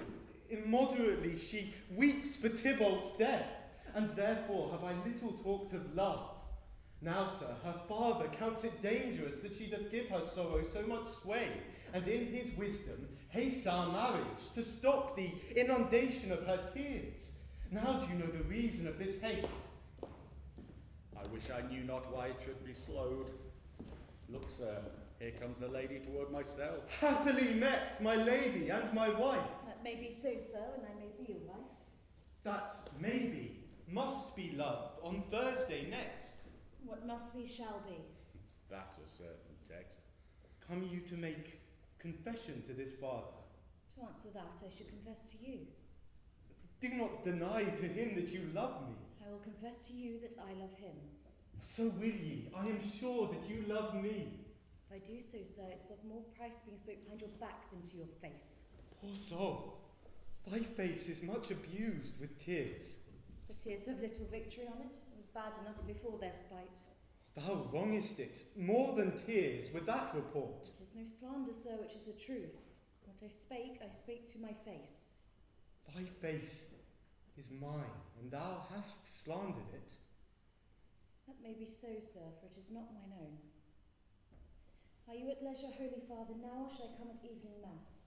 My leisure serves me, pensive daughter, now. My lord, we must entreat the time alone. God shield, I should disturb devotion. Juliet, on Thursday early will I rouse ye.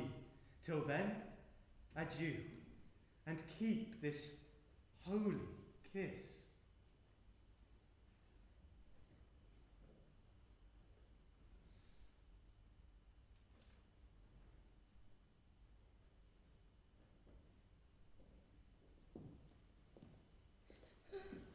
Shut the door.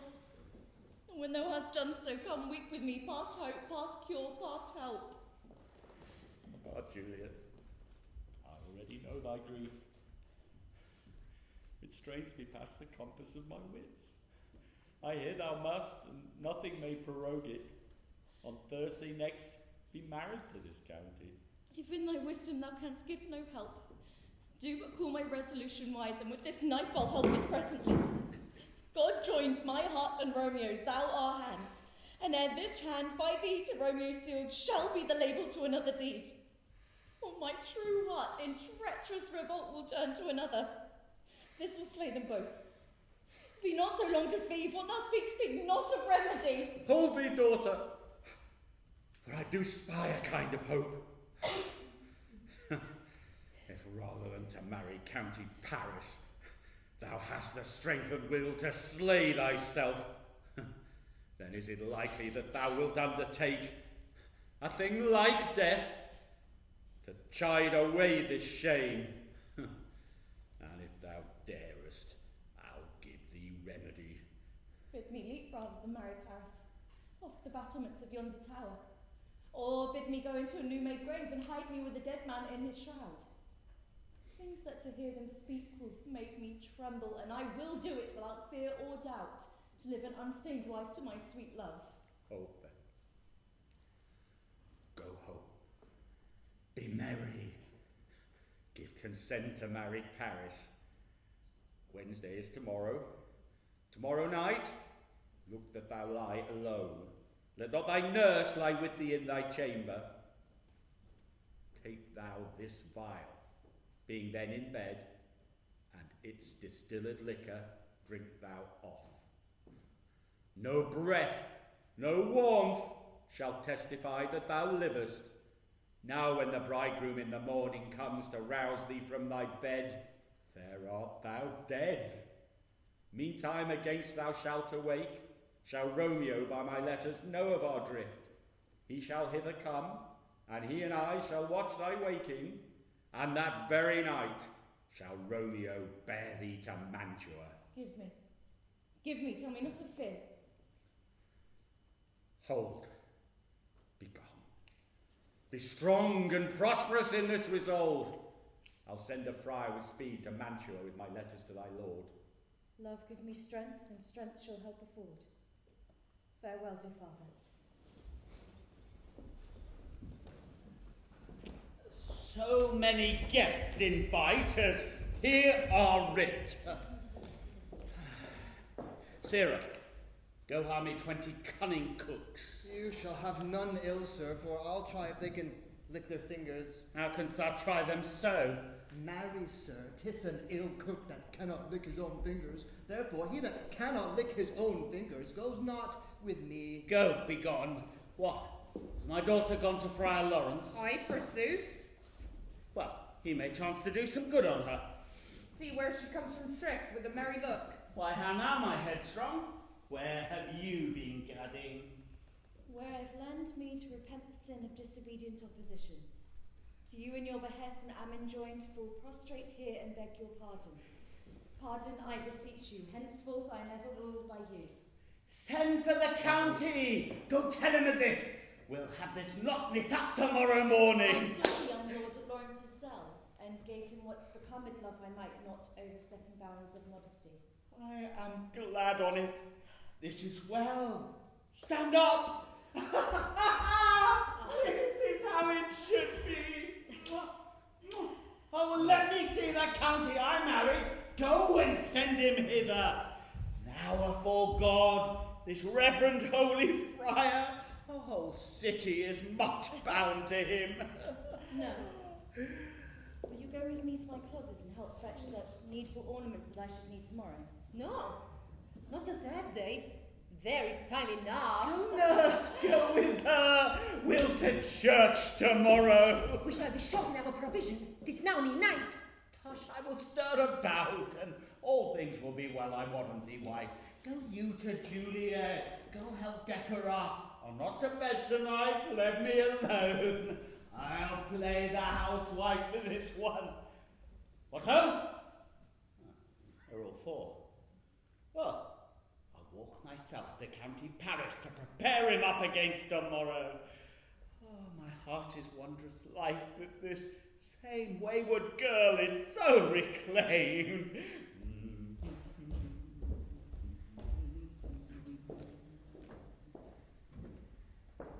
I pray you, leave me to myself this night.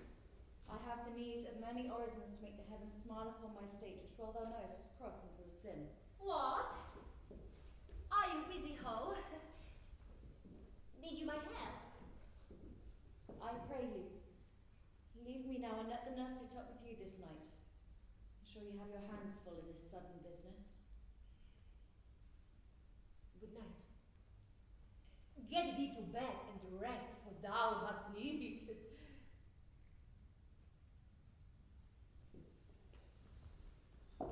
Farewell. God knows when we shall meet again. I have a faint cold fear thrills through my veins. I'll call them back to comfort me. Nurse! What should she do here? My dismal scene I needs must act alone. Come, Viola. What if this mixture do not work at all? Will I then be married tomorrow morning?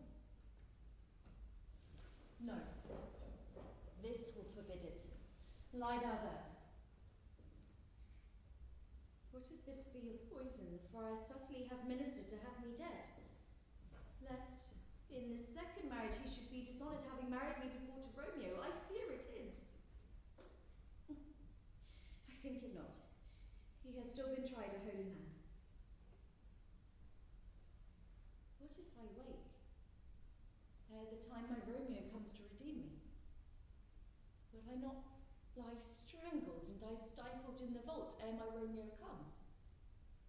Or, if I wake, will I not be distraught and madly play with my forefather's joints?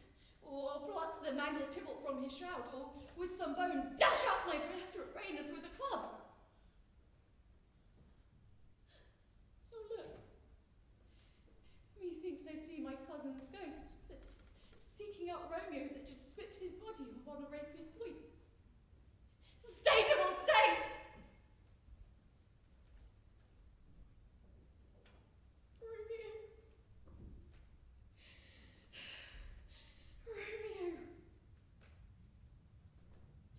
Romeo, here's drink. I drink to thee.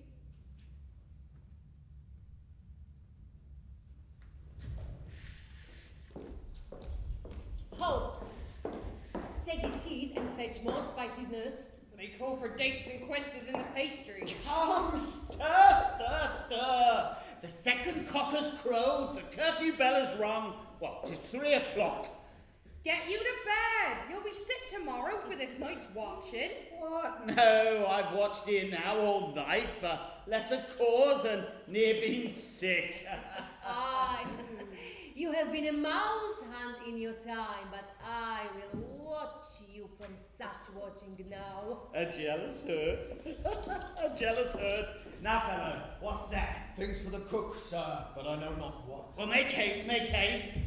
Sarah, that's drier logs. Call Peter. He'll show you where they are. I have a head, sir, that can find out logs and never trouble Peter for the matter. Mass and well said, a merry horse and ha! Thou shalt be a loggerhead. Good faith, 'tis day. The county will be here with music straight, for so he said he would. I hear him near. Nurse? Wife? What ho, nurse, I say!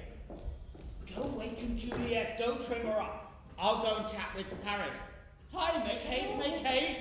The bridegroom is come already! Make haste, say I, make haste! Mistress! What mistress? Fast I warn her she. What Juliet? For you slugger bed. What, not a word? You take your pennyworth now. Sleep for a week. For the next night, the county Paris has set up his rest that you shall rest but little. Whew, God forgive me, marrying our men. How sound she is asleep. I must needs wake her. Mistress. Mistress. Mistress. Ah, let the county take you in your bed. He'll fright you up, will it not be? What? Dressed and in your clothes and down again? I must needs wake you. Lady. Lady? Lady? Alas! Alas! Help! Help! My lady's dead! Whosoever will be at home! My lord! My lady! What noise is here? Oh, lamentable day! What is the matter? Look, look! Oh, heavy death! Oh, me? Oh, my child, my only life. Revive, look up, or I will die with thee. Shame, bring Juliet forth, her lord is come. Alack today, she's dead! She's dead! She's dead! Alack today, she's dead. Oh, let me see. Out of luck, she's told. Death lies on her like an untimely frost upon the sweetest flower in all the field. Oh, lamentable day! Awful time. Death that has taken a head to make me wail. Ties up my tongue and will not let me speak. Come! Is the bride ready to go to church? Ready to go, but never to return. Oh, son, the night before thy wedding day, and death lay with thy wife. There she lies, flower as she was, deflowered by him. Death is my son-in-law, death is my heir, my daughter he has married. I will die and leave him all. Life, living, all is death. Have I thought long to see this morning's face, and doth it give me such a sight as this? But one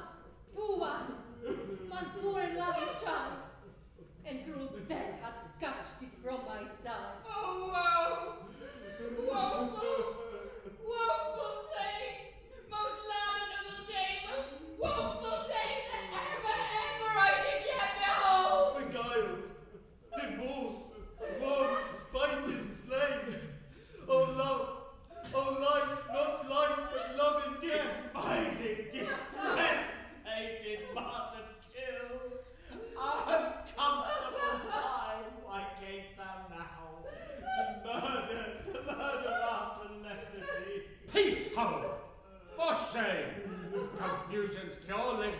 these confusions. Heaven and yourself had part in this fair maid. Now heaven hath all, and so is it the better for the maid. Your part in her you could not keep from death, but heaven keeps his part in eternal life. The most you sought for her was her promotion. Dry up your tears, and stick your rosary on this fair course, and as the custom is, in all her best array, bear her to church. Sir, go you in, and madam, you go with it, and Sir Paris, go. The heavens do lower upon you for some ill.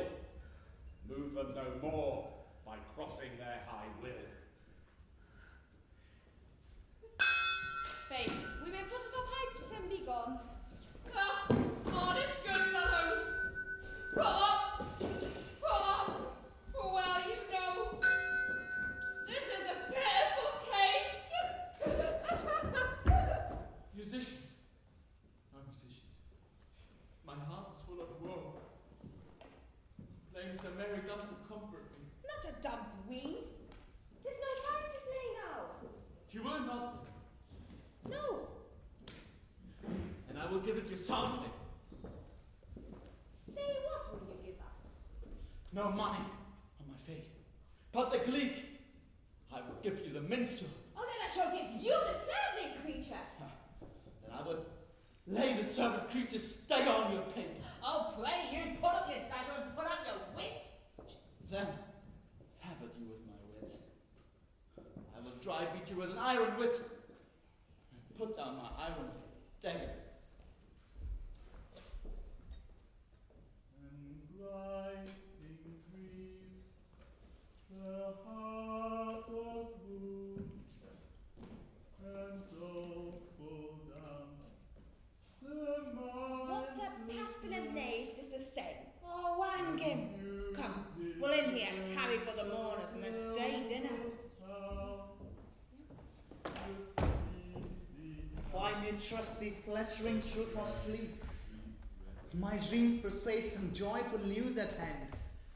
And all this day, an unaccustomed spirit lifts me above the ground with cheerful thoughts. I dreamt my lady came and found me dead, and breathed such life with kisses in my lips, that I revived and was an emperor. Ah me, how sweet is love itself possessed, when but love's shadows are so rich in joy. News from Verona. How now, Balthazar? Dost thou not bring me letters from the friar? How does my lady? Is my father well? How fair is Juliet, that I ask again? For nothing can be ill if she be well. Then she is well, and nothing can be ill. Her body sleeps in Keppel's monument, and her immortal part with angels lives. I saw her laid low in a kindred's vault, and presently took post to tell it you. Pardon me for bringing these ill news. Is it even so? Then I defy you, stars! Thou knowest my lodging. Get me ink and paper. High post horses are hence tonight. I do beseech you, sir, have patience. Your looks are pale and wild, and to impart some misadventure. Tush, thou art deceived. Leave me, do the thing I bid thee do. Dost thou not bring me letters from the friar? No, my good lord. No matter, get thee gone. Hide those horses. I'll be with thee straight. Well, Juliet, I'll lie with thee tonight. Let us see for means. Oh, mischief. Thou art swift to enter in the thoughts of a desperate man. I do remember an apothecary in tattered weeds with overwhelming brows. Sharp misery had worn him to the bones. Noting this penury to myself, I said, and if a man did need a poison now, here lives a caitiff wretch who'd sell it him. Oh, this same thought did but forerun my need, and this same needy man must sell it me. Holy Franciscan friar, Brother Hope, this this ancient be the voice of Friar John. Welcome from Mantua. What is Romeo? Or if his might be writ, give me his letter. Going to find a barefoot brother out here in this city, visiting the sick, and finding in the searches of this town, suspecting that we both were in a house where the infectious pestilence did reign, sealed up the doors and would not let us forth, so that my speed to Mantua there was stayed. Who bare my letter then to Romeo? I could not send it, here it is again, nor get a messenger to bring it thee, so fearful were they of infection. Unhappy fortune. By my brotherhood, the letter was not nice, but full of charge, of dear import. The neglecting of it may do much danger. Friar John, go hence and fetch me a lantern and bring it straight unto my cell. I'll go and bring it thee. Now I must to the monument alone. Within 3 hours fair Juliet awakes. Poor living corse. Closed in a dead man's tomb.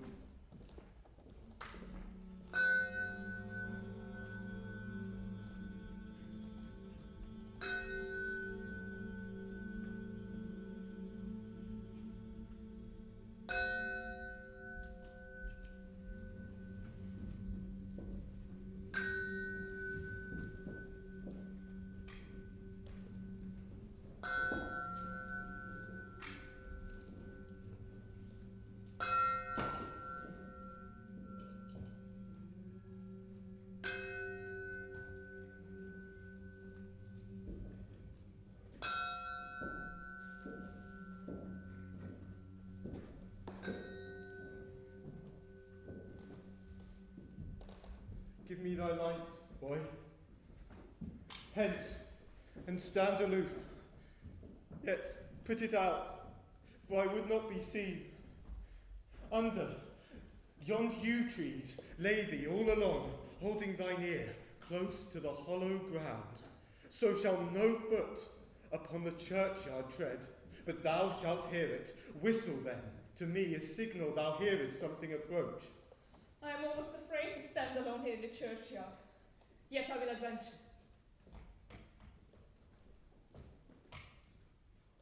Sweet flower, with flowers thy bridal bed I strew. Oh woe, thy canopy is dust and stones. The obsequies that I for thee will keep, nightly shall be to strew thy grave. And weep. The boy gives warning something doth approach. What, with a light? Muffle me, night a while. Hold, take this letter. Early in the morning, see if thou deliver it to my lord and father. Give me thy light. Upon thy life, I charge thee, whate'er thou seest or hearest, is stand all aloof, and do not interrupt me in my course. Why I descend into this bed of death is partly to behold my lady's face, but chiefly to take thence from her dead finger a precious ring, a ring that I must use in dear employment. Hence be gone. But if thou jealous, dost return to pry in what I further shall to do, by heaven, I'll tear thee joint by joint, and strew this hungry churchyard with thy limbs. I will be gone, sir, and not trouble you. So shalt thou show me friendship. Take thou that. Live and be prosperous. Farewell, good fellow. For all this same, I'll hide me hereabout. His looks I fear, and his intents I doubt. Thou womb of death, thou detestable maw, goes with the dearest morsel of the earth. Stop thy unhallowed toil. Vile Montague, obey, and go with me, for thou must die. I must indeed, and therefore came I hither. Good gentle youth, tempt not a desperate man. Put not another sin upon my head by urging me to fury. Hence be gone. By heaven, I love thee better than myself, for I come hither, armed against myself. I do defy thy conjurations, and apprehend thee for a felon here. How wilt thou provoke me? Then have it, boy! Oh Lord, they fight! I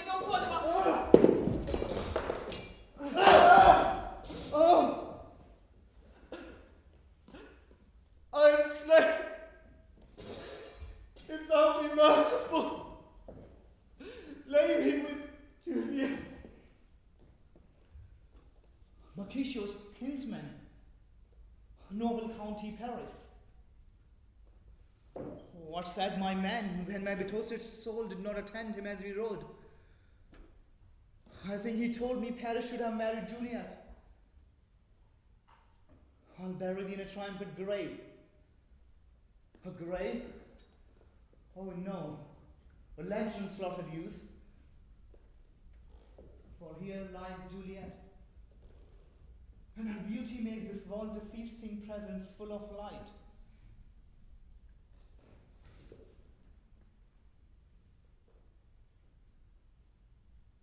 Thou art not conquered. Beauty's ensignet is crimson in thy lips and in thy cheeks, and death's pale flag is not advanced there. Tybalt, liest thou there in thy bloody sheet? Forgive me, cousin. Oh, Juliet, why art thou yet so fair? Oh, here will I remain with worms that are thy chambermaids. Oh, here will I set up my everlasting rest and shake the yoke of inauspicious stars from this world-wearied flesh. Eyes, look your last. Arms, take your last embrace. And lips, oh, you the doors of breath, sealed with a righteous kiss, a dateless bargain to engrossing death.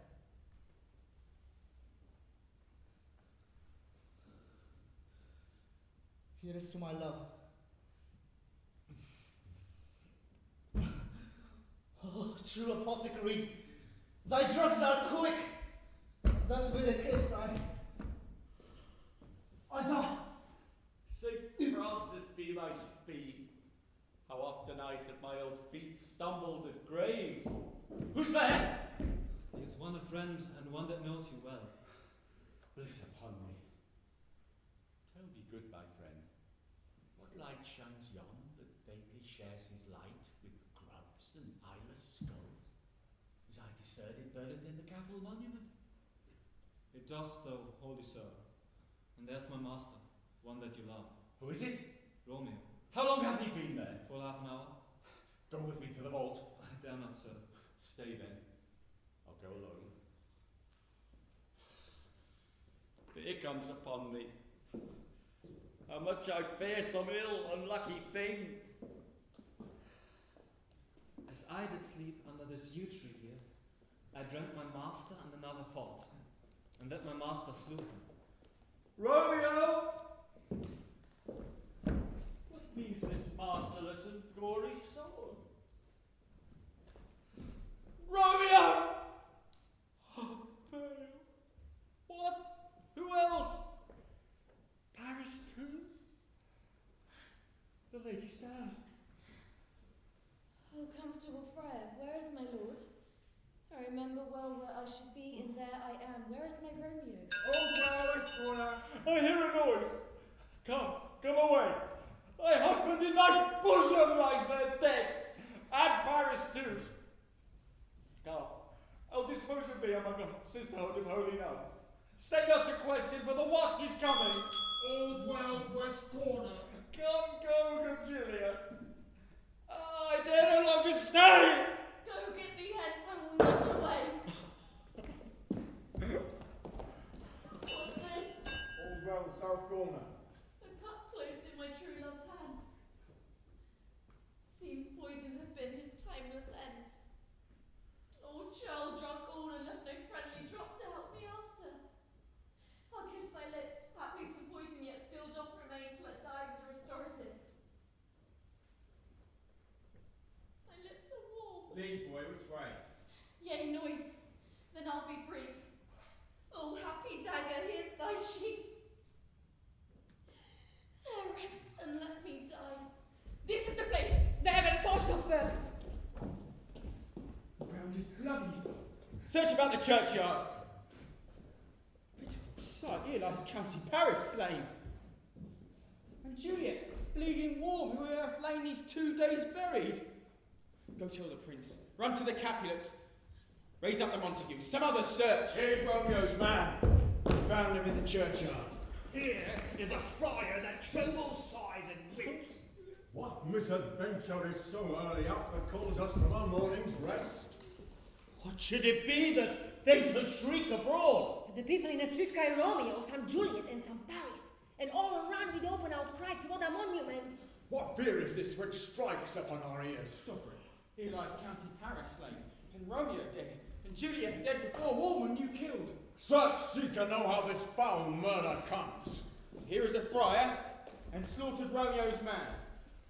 Oh, heaven, oh, wife, look how our daughter bleeds. Oh me, this side of death is as a bell that warns my old age to a sepulchre. Montague, thou art early up to see thy son and heir more early down. Alas, my liege, my wife is dead tonight. Grief of my son's exile hath stopped her breath. What further woe conspires against mine age? Look, and thou shalt see. Oh, thou untold! What malice is in this to press before thy father to a grave? Seal up the mouth of outrage for a while till we can be clear of these ambiguities, to know their spring, their head, and true descent. Then I will be general at your woes. Bring forth the parties of suspicion. I am the greatest, able to do least. Myself condemned it, and myself excuse it. And say at once what thou dost know in this. Romeo, there dead, was married to that Juliet. She, there dead, that Romeo's faithful wife. I married them, and their stolen marriage day was Tybalt's doomsday, whose untimely death banished the new-made bridegroom from the city, for whom, not Tybalt, Juliet pined. You, to remove that siege of grief from her, betrothed and would have perforce married her to County Paris. She then comes to me, and with wild-eyed looks, bids me find some mean to rid her from the second marriage, or else there in my cell would she kill herself. I then gave her, as tutored by my art, a sleeping draught, which did work on her the form of death. Meantime I writ to Romeo that he should hither come, as this dire night being the time upon which the potion's force should cease. But he that bare my letter, Friar John, was stayed by an accident, and yesternight returned my letter back. And when I came here, ere a minute her awakening, untimely lay noble Paris and true Romeo dead. She wakes, and I entreated her to go forth, but she too desperate would not come with me, and as it seems did violence on herself. All this I know, and if aught in this miscarried by my fault, may my old life be sacrificed at some hour before his time. Oh, we still have known thee as a holy man. Where be Romeo's man? What can he say in this? I brought my master news of Juliet's death. Then in post he came from Mantua. This letter he early bid me give his father, and threatened me with death going in the vault if I not departed and left him there. Give me the letter. I will look on it. Where's the county's page that raised the watch? Sirrah, what made your master in this place? He came with flowers to strew his lady's grave, and bid me stand aloof, and so I did. And on come one with light to ope the tomb, and by my master drew on him, and then I ran away to call the watch. This letter makes good the friar's words, the course of their love, the tidings of her death. Where be these enemies? Capulet, Montague.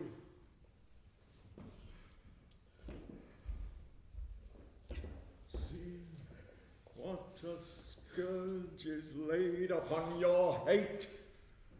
that heaven finds means to kill your joys with love. And I, for winking at your discords too, have lost a brace of kinsmen. All are punished.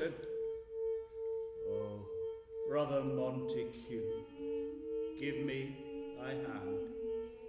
This is my daughter's jointure, and no more can I demand. But I can give thee more, for I will raise her statue in pure gold, that while Verona by that name is known, there shall no figure at such fate be set as that of true and faithful Juliet. As rich shall Romeo by his lady lie, or sacrifice to our enmity. A glooming peace this morning brings. The sun for sorrow will not show his head. Go hence, and have more talk of these sad things. Some will be pardoned, some punished. For never was a story of more woe than this of Juliet and her Romeo. For never was a story of more woe than this of Juliet and her Romeo.